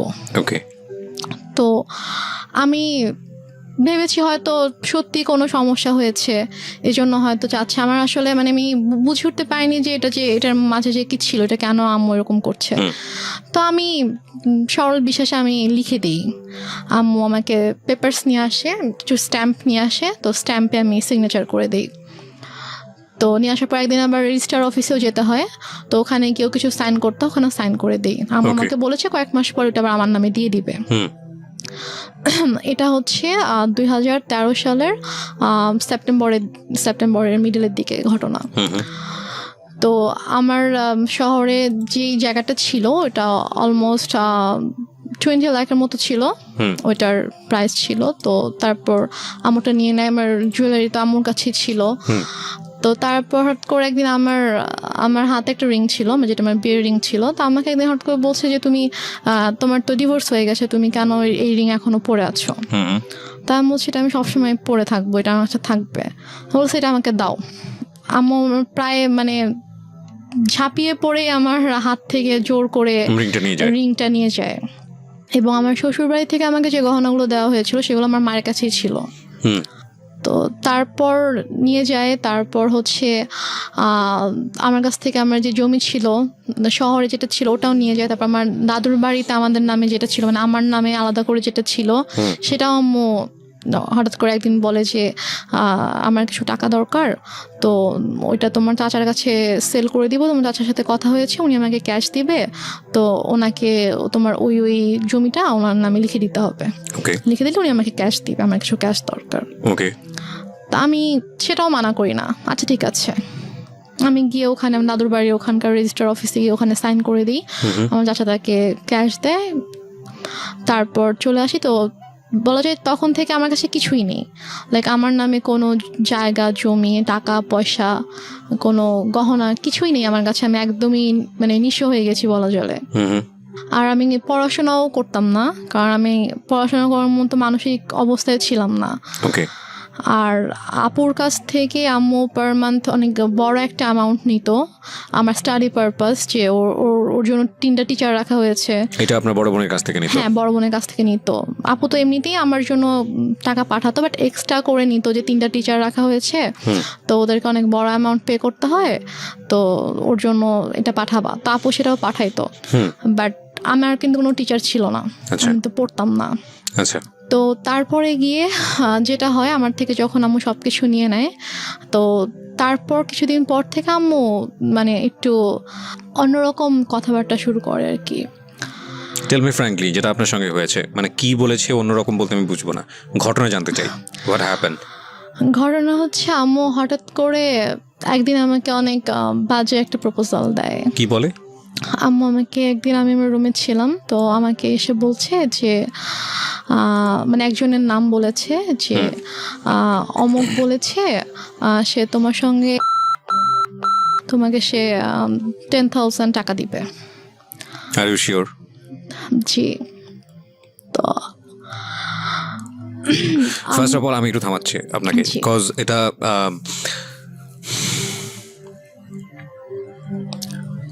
এই লাইনগুলো আমি রেডিওতে প্রচার করিনি, আমি এখানে অনেক কিছু মিউট করে দিয়েছি, বিকজ আমি জানি আমার শ্রোতারা যেটা বোঝার দরকার বুঝে নিয়েছে এবং আমিও বুঝে নিয়েছি। কিন্তু আমার এখানে অনেক বড় কথা আছে এই কারণেই যে মা তো মাই। আমি বললাম তো আপনাকে, শেষ পর্যন্ত সে যাই করুক না কেন সে আমাদের কাছে সম্মানেরই থাকবে। কিন্তু এটা আপনার জীবনে ঘটেছে, সে কারণেই এটা জীবন গল্প। আমি আপনাকে আবারও সতর্ক করছি রেনুমা, জি, এই গল্পটা রেডিওতে এখন মানুষ শুনছে এবং আমাদের ইউটিউবে সারাটা জীবন এটা থেকে যাবে। হ্যাঁ, সো ইফ ইউ হ্যাভ, মানে আপনার এখনও চান্স আছে, আপনি যদি মনে করেন যে না আপনি যেটা বলেছেন সেটা আপনি উইথড্র করবেন, ইউ ক্যান উইথড্র দিস। হ্যাঁ, আমি দরকার হলে এই লাইন সবগুলো বাদ দিয়ে দিব, রেডিওতে প্রচার করব না। হ্যাঁ, যেভাবে এটা হয়েছে বা যা হয়েছে, যদি আপনি মিথ্যা বলে থাকেন, কারণ মা কিন্তু মাই। এবং একটা বড় জিনিস কি আমি বলি, সৃষ্টিকর্তা পৃথিবীতে আমাদেরকে সর্বশ্রেষ্ঠ যে উপহারটা দিয়েছেন সেটা হচ্ছে মা। হ্যাঁ, এবং পৃথিবীর একটা কথা আছে না, খুনি যদি সন্তান যদি খুন করে পৃথিবীর কোথাও জায়গা নেই, কিন্তু মায়ের আঁচলের নিচে সে জায়গা পায়। এমন একটা, আমি বলছি না যে খুন করে মায়ের আঁচলের নিচে জায়গা পায় মানে হচ্ছে মা খুব ভালো বা এরকম কোনো কিছু না, মানে আমি বলতে চাচ্ছি যে এত কোথাও যদি জায়গা না থাকে তাহলে এরকম একটা জায়গা আছে। এবং মায়ের ব্যাপারে আমাদের ধর্ম, ইসলাম ধর্ম যেটা বলে, সর্বোচ্চ রকম সহনশীল হতে বলেছে।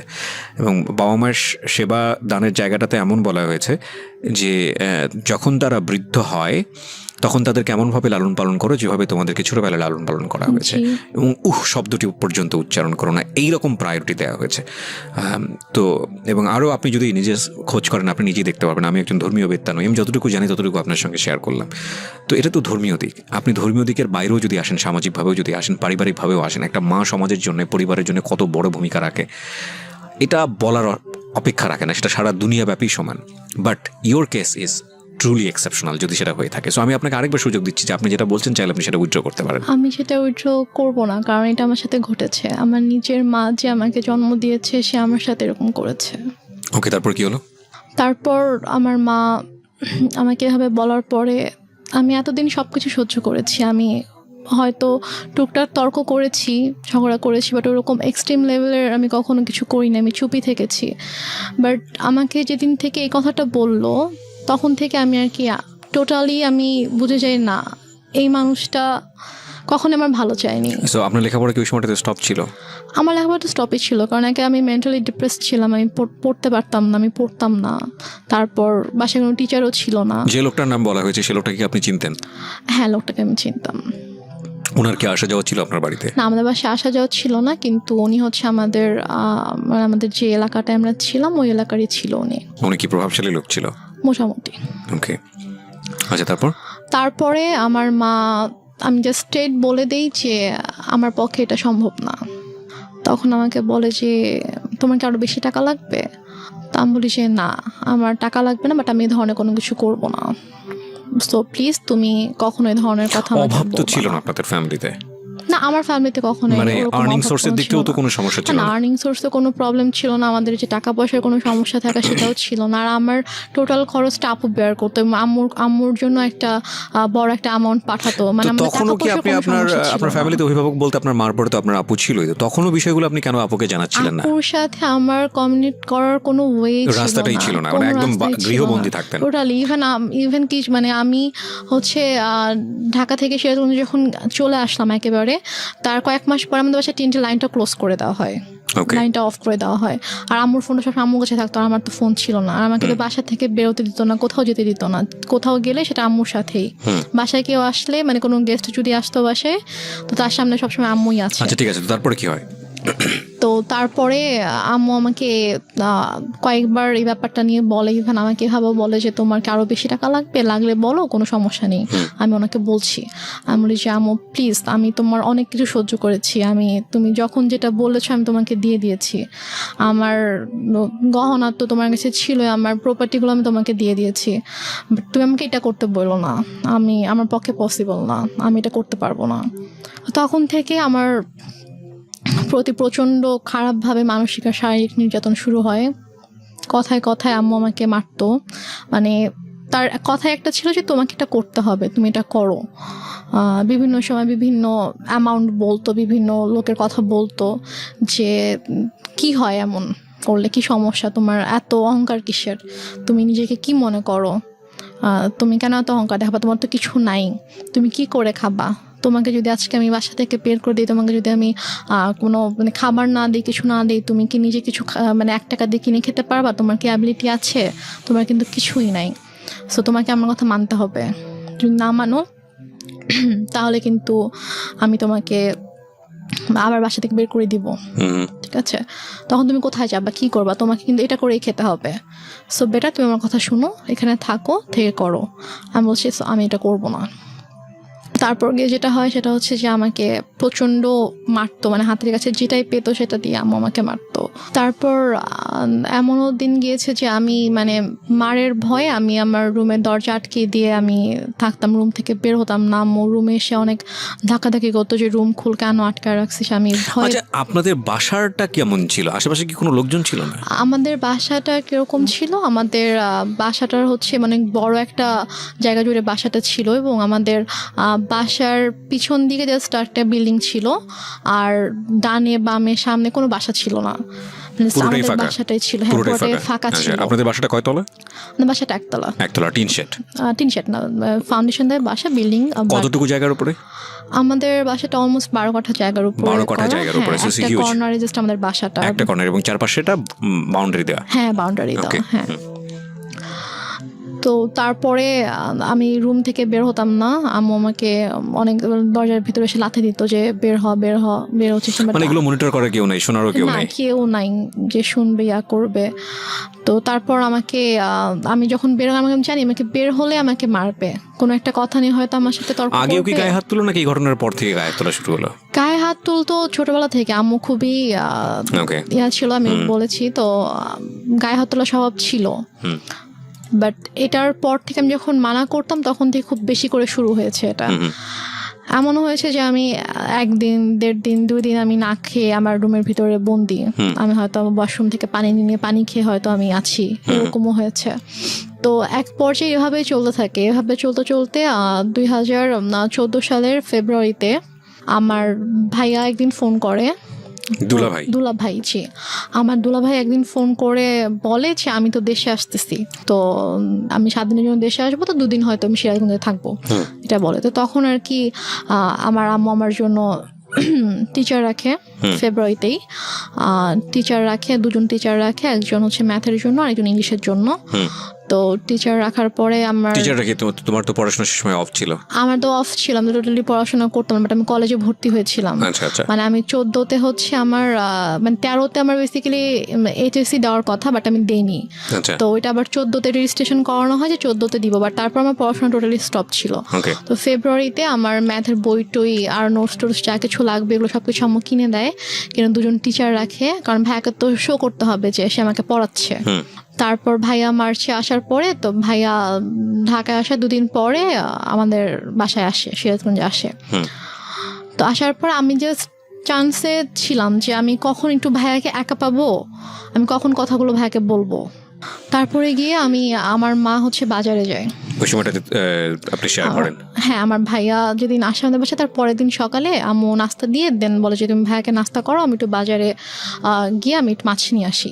তো আম্মু যায়, যাওয়ার পরে এই ফাঁকে আমি ভাইয়াকে সব কিছু বলে দিই, মানে একদম আব্বু মারা যাওয়া থেকে শুরু করে আমার বিয়ে, ডিভোর্স, তারপরে পরের ঘটনাগুলো সব কিছু ভাইয়াকে বলি যে আমাকে এভাবে অত্যাচার করতো। তারপর আমার মা, ওই যে আমি বললাম 2006 সাল থেকে স্টিল আমি যখন 2014তে বাসা থেকে বের হয়ে আসি তার আগ পর্যন্ত আমার মায়ের যে আপত্তিকর ঘটনাগুলো সেগুলো সব কিছু আমি ভাইয়াকে জানাই। তো ভাইয়া তো শুনে খুবই শকড হয়ে যায় যে তুমি এতদিন কেন জানাও নাই। তো আমি বলি যে আমি এরকম সিচুয়েশনে ছিলাম, জানাতে পারিনি। তো ভাইয়া তখন বলে ঠিক আছে, কোনো সমস্যা নেই, আমি ঢাকায় যাচ্ছি, আমি ঢাকা যাওয়ার পরে তুমি জাস্ট চুপ থাকো, তুমি মানে বুঝতে দিও না যে তো আমি জানি, নাহলে তোমাকে মেরে ফেলবে, তোমার ক্ষতি করবে, তুমি জাস্ট বুঝতে দিও না যে আমি সবকিছু তুমি আমাকে বলেছো। ও ভাইয়া আসার আগে আবার আম্মু আমাকে বলে যে যদি কিছু কোনোভাবে জানাস তাহলে কিন্তু তোর খবর আছে, মানে আমাকে হুমকি দেয় যে কিছু জানলেই কিন্তু তোর খবর আছে। তো তারপর তো আমি বলি। তো ভাইয়া ঢাকায় যাওয়ার পরে তো ভাইয়া কয়েকদিন পরে কানাডায় চলে যায়। তো যাওয়ার পরে আপুকে বলে ভাইয়া গিয়ে যে ওর সাথে এরকম করেছে আম্মা। তো আপু টয়লেট করতে পারে না, আপু আম্মুকে ফোন দিয়ে ফেলে, ফোন দিয়ে বলে যে তুমি কেন আমার বোনের সাথে এগুলো করেছো, তোমার কিসের অভাব ছিল, তোমার টাকা লাগবে তুমি বলতা, আরো টাকা লাগবে বলতাম, তোমাকে টাকা দিতাম, তো তুমি কেন আমার বোনকে ধরনের কথা বলেছো কেন? And finally the situation outbursting, going to be outburstered. আমি আসলে ছোট্ট একটা বিরতির পর ফিরে এসে আপনাদেরকে দেখাবো বা শোনাবো ইনফ্যাক্ট যে এই মেয়েটি এখন কোথায় দাঁড়িয়ে আছে বা কি হচ্ছে ওর লাইফে। আমরা এখানে একটা বিরতি নিতে চাই প্রিয় শ্রোতা। আপনারা শুনছেন মিস্টার ম্যাঙ্গো ক্যান্ডি প্রেজেন্স জীবন গল্প।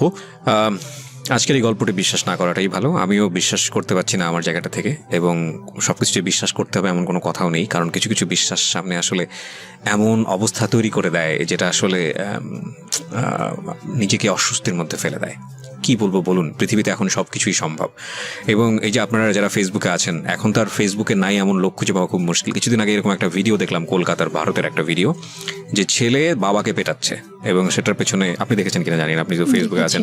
সেটা হচ্ছে যে বাবাকে বোধহয় তার ওয়াইফকে মানে তার মা একটু মিষ্টি খাইয়ে দিয়েছিল, এবং মা হচ্ছে সুগারের পেশেন্ট বা কোনো একটা কিছু, এবং সেটার জন্য সে পেটাচ্ছে তাকে। ওই ভিডিওটা ভাইরাল হওয়ার পর তাকে পুলিশ অ্যারেস্ট করে। এবং ইন্টারেস্টিং ফ্যাক্ট হচ্ছে হলো সেই বাবাই কোর্টে গিয়ে বলেছে যে আমার ছেলে একটা, তাকে যদি না ছেড়ে দেওয়া হয় আমি সুইসাইড করব, এবং কোর্ট বাধ্য হয়ে তাকে ছেড়ে দিয়েছে।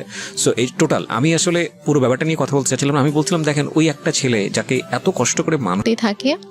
তো এক পর্যায়ে একদিন সকালবেলা যেটা হয়, আমি ঘুম থেকে উঠে বাইরে গিয়েছি সকাল 9টার দিকে। তো আমি পানি খাওয়ার জন্য আমি ডাইনিংয়ে গিয়েছি। তো আমাদের বাসাটা হচ্ছে ড্রয়িং আর ডাইনিং একসঙ্গে। তো ড্রয়িং রুম দিয়ে আর কি ডাইনিংয়ে ঢুকতে হয় আমার বেডরুম থেকে বের হয়ে। তো আমি গিয়েছি, তো দেখি যে একজন লোক বসে আছে আমার ড্রয়িং রুমে। তো আমি আমাদের ফেস চিনতাম, উনিও আমাদের এলাকারই ছিল, আমি ওর ফেস চিনতাম। তো আমি জাস্ট সালাম দিয়েছি, সালাম দিয়ে আমি ডাইনিংয়ে গিয়েছি, গিয়ে ফ্রিজ থেকে পানি খুলে আমি পানি খাচ্ছি। তো এর মধ্যে দেখেছি ওই লোকটা ডাইনিং এসেছে। তো আমি বলেছি যে আপনার কিছু মানে লাগবে, আপনি এখানে কেন? তো বলতেছে যে না সে আমার হঠাৎ করে আমার হাত ধরছে। আচ্ছা ফাইন রেনুমা, আমি পার্টটা স্কিপ করতে চাই because I know this part. Skip করতে চাই এই কারণে যে আসলে আমার মনে হয় এটা এনাফ, মানে তোমার সম্পর্কটা কেমন ছিল ফ্যামিলিতে এইটুকু বলার, এইটুকু যতটুকু হয়েছে এতক্ষণ ধরে বলা এটা এনাফ। বাট থাক না কিছু বিষয় আমরা নাই বা রিভিল করি। ওকে, সো স্কিপ করো এটা, তারপরে কি হয়? মা তো নিশ্চয়ই বাসায় ফিরে অনেক বেশি টর্চার করে। ঘটনাটার পরে যেটা হয়, আমি জাস্ট হাতটা ছাড়িয়ে নিয়ে আমি আমার রুমে চলে যাই। তো চলে যাওয়ার পরে তো মা বাসায় আসার পরে আসলে ওই দিন থেকে আমার প্রতি মানে আরও বেশি শুরু হয়ে যায় আর কি। লাইক আমার পরীক্ষাও কাছে এগিয়ে আসছে, আমার এপ্রিলের 1 তারিখ থেকে পরীক্ষা ছিল। তো এটা হচ্ছে মার্চের লাস্টের দিকে ঘটনা। তো আম্মু যেটা করতো সেটা হচ্ছে যে আমার খাবারের ভিতরে ঘুমের ওষুধ মিশিয়ে রাখতো। মিশিয়ে দিয়ে দেখা যেত যে আমি ঘুমিয়ে থাকতাম, আমি পড়তে পারতাম না। তো মানে এরকম, তারপর হচ্ছে মানে আমাকে ঠিক মতো হয়তো আমি যদি খাবার না খেতাম, যদি বলতাম যে আমি নিজে কুক করে খাই, তো বলতো যে না তুমি নিজে কুক করতে পারবা আচ্ছা না। আমি নিতে পারতেছি না এই কারণে মানে একদম টু বি ফ্র্যাঙ্ক বলি, সেটা হচ্ছে এই মা শব্দটা। সো এটা তোমার লাইফে অনেক ভয়ানক রকমের হয়তো অনেক ট্রমা জাতীয় কোনো কিছু, বাট আমাদের প্রত্যেকের জীবনেই এটা অনেক রেসপেক্টের জায়গাটা থেকে আমরা বরং আর না যাই, আমি বরং কিছু কোশ্চেন করে আজকের অনুষ্ঠানটা ইতির দিকে নিয়ে আসি। আমি সরি টু সে বিকজ আমি তোমার সঙ্গে লম্বা সময় ধরে কথা বলেছি এবং আমি জানি বিষয়গুলো আরও ইন ডিটেলে আনা উচিত। হয়তো অনেক শ্রোতাই আমার এই হঠাৎ করে থামিয়ে দেওয়ার বিষয়টা নিয়ে এসে অনেক বেশি মনক্ষুণ্ণ হবেন, কিন্তু আপনারা যতটুকু বুঝে নেবেন আমার মনে হয় যে এটা আসলে আর বেশি ইন ডিটেলে যাওয়ার দরকার নেই, বরং আমরা ওর সাহসের দিকগুলো আপনাদেরকে একটু দেখাই। সেটা হচ্ছে যে এক পর্যায়ে গিয়ে ফাইনালি তো আপনি সিদ্ধান্ত নিলেন যে না আপনি আর এই বাসায় থাকবেন না। জি, সেটা কত সালে? সেটা আমার ভাইয়া যখন আমাকে চলে যায় তখন আমাকে বলে যায় যে তুমি জাস্ট পরীক্ষাটা শেষ করো, আমি এর মধ্যে সব ব্যবস্থা করব, তুমি পরীক্ষাটা শেষ করেই তুমি বের হয়ে যাবা। আচ্ছা তোমাকে পরীক্ষাটাও দেওয়াতাম না এখান থেকে, তোমাকে এখনই নিয়ে যেতে পারতাম, কিন্তু তোমার অলরেডি পড়াশোনা 2 বছর গ্যাপ হয়েছে। তুমি যদি এখন আবার পরীক্ষাটা না দাও তোমার দেখা যাবে আরো 2 বছর তোমার গ্যাপ যাবে। তো আমি চাই না যে তোমার লাইফ থেকে অনেক কিছু নষ্ট হয়েছে, তো আমি চাই না 2 বছর তুমি নষ্ট করো। তো কোনোভাবে তুমি কষ্ট করে এখানে থাকো, দেন পরীক্ষার পরে তোমাকে আমি ঢাকায় পাঠিয়ে দিই। পরীক্ষার পরে কি হলো? তো আমার পরীক্ষা শেষ হলে একদিন হঠাৎ করে আম্মুর সাথে আপুর অনেক ঝগড়া হয়। তো দেন আম্মু বলে যে আমি করব, আমি বাসা থেকে বের হয়ে যাব। আম্মু বলে, তো বল ঠিক আছে তুমি চলে যাও। তো মানে আমাদের প্ল্যানিং ছিল যে আমার পরীক্ষাটা যেদিন শেষ হবে তার পরের দিনে আমি হয়তো আম্মুকে এটা বলবো যে আমি ফুপির বাসায় বেড়াতে যাব, তো ওখান থেকে দেন ঢাকায় চলে আসবো, কারণ আমাকে তো নর্মালি তো বের হতে দিত না কোথাও। তো আম্মু হচ্ছে ফুপির বাসায় যেতে দিবে না, এটা নিয়ে আপুর সাথে আম্মুর ঝগড়া হয়েছিল। তো পর আম্মু বলেছে ঠিক আছে তোমরা যেহেতু নিজেদের মতো করতে চাও ঠিক আছে, আমি আর তোমাদের সঙ্গে থাকবো না, আমি চলে যাচ্ছি। তো আমরা ঠিক আছে চলে যাও। তো আম্মু সিরিয়াসলি রাতে 9টার সময় আম্মু রেডি হয়ে গেছে, রেডি হয়ে আপুকে বলতেছে, আমি ফোনে রেখেই কথা বলতে বলতে রেডি হয়ে বলতেছে যে ঠিক আছে আমি বাসা থেকে চলে যাচ্ছি, আর দেখো তোমার বোনকে আমি কি করি। জাস্ট এটা বলে সে ইভেন তার ফোনটাও সে মানে আমার কাছে রেখে সে চলে যায়। সে ফোনটাও নিয়ে যায় না বাসা থেকে, ফোন মানে কিছুই নিয়ে যায় না, সে জাস্ট কাপড়টা পরে চলে যায় বাসা থেকে রাত 9টার সময়। তো তারপরে আমার আপু যেটা বললো যে তুমি জাস্ট রুম সবকিছু লক করে তুমি হ্যাঁ না কেয়ারটেকারকে বলো, কারণ কেয়ারটেকারকে বলো যে বাসার সামনে দাঁড়িয়ে থাকতাম, বাসার কেয়ারটেকার ছিল, তো ওকে বলো যে সারা যেন বাসার সামনেই থাকে, কারণ আম্মু হয়তো তোমার কোনো ক্ষতি করতে পারে, আমি ঠিক বিশ্বাস করে উঠতে পারছি না। তো তুমি জাস্ট কোনো রকম সবকিছু লক করে দিয়ে থাকো, তুমি সকাল হওয়ার সাথে সাথে ফুপির বাসায় চলে যাবা। আমার ফুপির বাসা ছিল হচ্ছে আমাদের বাসা থেকে 1.5 ঘন্টার দূরে, গাড়িতে 1.5 ঘন্টা লাগবে। তো আমি সারা রাত আমার বোনের সাথে ফোনে ছিল, আমার সাথে কথা বলেছে সারা রাত। তো আম্মু সারা রাত আর কোনো সমস্যা করেনি। তো আমি সকালবেলা ফজরের নামাজ পড়ে আমি আমার ফুপির বাসায় চলে যাই। রমজান মাস ছিল, তো আমি সেহরি করে ফজরের নামাজ পড়ে আমি 5:30টার দিকে বের হয়ে যাই বাসা থেকে। কেয়ারটেকারের কাছে চাবি জাস্ট গেটের চাবিটা দিয়ে বাসার চাবিটা নিয়ে আমি চলে যাই। কেয়ারটেকার ছিল বাসাতে? কেয়ারটেকার বলতো যে উনি হচ্ছে যে আমাদের বাসার সামনে কিছু দোকান ছিল, তো সেগুলোর মেনটেন করতো, তারপর বাসার সব বিল টিল পে করতো, এগুলোর জন্য। তার মানে তো উনি ইনফর্ম ছিল বাসার ভিতরে কি হচ্ছে না হচ্ছে? উনি তো বাসায় থাকতো না, আর হচ্ছে উনি জাস্ট হচ্ছে দোকান মেনটেন করতো, আর ওনাকে যদি ফোন দিতাম তখন আর কি উনি আসতো, বাসার কোনো সমস্যা হলো। ঠিক আছে, ওকে। তারপর না, কিন্তু যেহেতু উনি বাসা পাহারা দিচ্ছে বাইরে এবং বাসার মালিক তো এক অর্থে আপনার বড় বোন, আপনি যেটা বলছিলেন যে প্রপার্টির মালিক হচ্ছে বড় বোন, তো যে যাচ্ছে, মানে উনি তো খুব স্বাভাবিকভাবেই কিউরিয়াস হওয়ার কথা যে বাসার ভিতরে কি হচ্ছে মা আর মেয়ে মিলে। ওনার সামনে কখনো আসলে ওইভাবে কোনো সিনক্রেট করে আমি হয়তো আপনাকে বলেছি যে আমার মা আমাদের সাথে একরকম আর বাইরের মানুষের সামনে টোটালি অন্যরকম ছিল। যেমন আমার যখন পরীক্ষা চলছিল তখন আমার মা প্রতিদিন আমাকে নিয়ে যেত, নিয়ে আসতো। সে কিন্তু এই জন্য আমাকে নিয়ে যেত, নিয়ে আসতো যাতে আমি কারোর সাথে কথা না বলতে পারি। এখানে একটা বিষয় প্রিয় শ্রোতা, আমি ওর যে গল্পটা, সেই গল্পে আমি অনেক সন্দেহ তৈরি করার জন্য অনেক বেশি কোশ্চেন করেছি, অনেক বেশি ইন্টারাপ্ট করেছি, বাট সরি টু সে আমি যে অ্যান্সারগুলো পেয়েছি সেখানে আসলে সন্দেহটা সেভাবে দানা বাঁধেনি। এবং তার মানে এটা নয় যে ওনার মা যেটা করেছে, উনি যেটা বলেছে সেটা 100% সত্য, আপনাকে ধরে নিতে হবে, আমি সেটা আপনাকে বলছিও না। বাট কোশ্চেন করাটা আমার জায়গা থেকে দায়িত্ব ছিল, আমি সেটা করেছি। কি করবেন না করবেন সেটা একান্তই আপনার বিষয়, বলেন। তারপর তো সবার ধারণা ছিল যে বা মা মেয়েকে অনেক ভালোবাসে, এত কেয়ার করে যে পরীক্ষার হলের বাইরে বসে থাকে, আবার মেয়েকে নিয়ে যায় 3 ঘন্টা বসে থেকে আবার নিয়ে আসে। আউটলুকিংটা ডিফারেন্ট ছিল, হ্যাঁ না, কিন্তু আমি ওই জায়গাটায় আসতে চাই যে বাসা থেকে বের হয়ে তারপর আমি বাসা থেকে চলে আসি। আমি বাসা থেকে ভোরবেলা আমার ফুপির কাছে চলে আসি। তো আমি জাস্ট আমার কয়েকটা কাপড় নিয়ে আমি বাসা থেকে চলে আসি। তো চলে আসার পরে আমার ফুপির বাসায় আমি প্রায় 1 মাসের মতো ছিলাম। ফুপি জানতো? হ্যাঁ, আমি গিয়ে সবকিছু বলি। আমি যাওয়ার পরে ফুপি জেনেছে, ফুপি চাচু মানে যার যার জানা সবাই আমি স্প্রেড আউট হয়েছে। আমি বলেছি সবাইকে। তো সবাই তো শুনে খুব অবাক যে তুমি কেন আমাদেরকে এতদিন বলো না, তোমাকে অনেক আগে আমরা ওখান থেকে নিয়ে আসতাম। তাহলে আমার বলার তো কোনো ওয়ে ছিল না। তো তারপর আম্মু 2 দিন পরে বাসায় ব্যাক করে। তো ব্যাক করে দেখতে পাই আমি নাই। সে হয়তো মানে বুঝে উঠতে পারেনি যে আমি বাসায় থাকবো না। সে এসে দেখবে আমি হয়তো বাসায় আছি। তো সে যখন দেখে আমি বাসা নেই, সে তখন ফোন করে আমাকে। তো ফোন করে বলে যে তুমি কোথায়? আমি বলি যে আমি ফুপির বাসায়। তো বলে যে বাসায় আসো, চাবি নেই, আমি তো ঢুকতে পারতেছি না। আমি বলছি আমি বাসায় যাবো না। তো বলে যে না, বাসায় তো আসতে, বাসায় কেন আসবো? আচ্ছা, আমি এই ডিলেমাগুলো একটু শর্ট করি। হ্যাঁ, সেটা হচ্ছে যে বাসায় আপনি জানেন, এরপর কি করেছেন আপনি স্টেপ বাই স্টেপ? বাসায় যাইনি। তো তারপর আমি যখন ঢাকায় চলে আসবো, আমার ইউনিভার্সিটিতে অ্যাডমিশন নিতে হবে। তো আমার তো ওখানে আমার এসএসসির যে পেপারস, তারপর হচ্ছে কিছু সার্টিফিকেটস, এগুলো তো আমার লাগবে। তো এগুলো তো সবকিছু বাসায় আমি রেখে এসেছি, আমি তো কিছুই নিয়ে আসিনি বাসা থেকে। তো আমি যখন যেতে চাই, তো আমার ফুপি আম্মুর সাথে কথা বলে যে ওর তো কিছু পেপারস লাগবে, তো বাসায় যাবে, গিয়ে ওর যা যা লাগবে নিয়েও চলে আসবে। পরে বলে যে না, ও তো বাসায় ঢুকতে পারবে না, ওকে বাসায় আসতে দিব না। তো এক পর্যায়ে এবং আম্মু নানা সময় নানাভাবে আর কি আমাকে ফোন দিয়ে, ফুপিকে ফোন দিয়ে, চাচুকে ফোন দিয়ে সবাইকে থ্রেট করতো যে আপনার আমার মেয়েকে নিয়ে আমার সম্পর্কে ব্রেন ওয়াশ দিচ্ছেন, এই জন্য ওরকম করতেছে, আমি আপনাদের নামে কেস করবো যে আমার বাচ্চাকে কিডন্যাপ করে রাখছেন আপনারা। তো এগুলো নিয়ে আসলে আমার ফ্যামিলি সবাই খুব ভয়ে ছিল, যে কারণ তারা এটা বলতো যে ও যে কোনো কিছুই করতে পারে, যে তার নিজের মেয়ের সাথে এরকম করতে পারে, সে আমাদের ক্ষতি করতে তার বাঁধবে না। তো সবাই মিলে আমার আপুর সাথে ডিসকাস করে দেন ডিসিশন হলো যে আমি মানে তার নামে একটা জিডি করব। আচ্ছা, তার নামে একটা জিডি করে রাখবো যে সে আমার সাথে এরকম বিহেভ করেছে এবং সে ইন ফিউচারে আমার এবং আমার ফ্যামিলির ক্ষতি করতে পারে। তো এরকম একটা কিছু জানিয়ে জিডি করব। তো তারপর ফুপির বাসা থেকে আমি আমার ফুপা, আমার বড় ভাই, আমার একটা চাচা সহ আমি আমাদের শহরে আসি।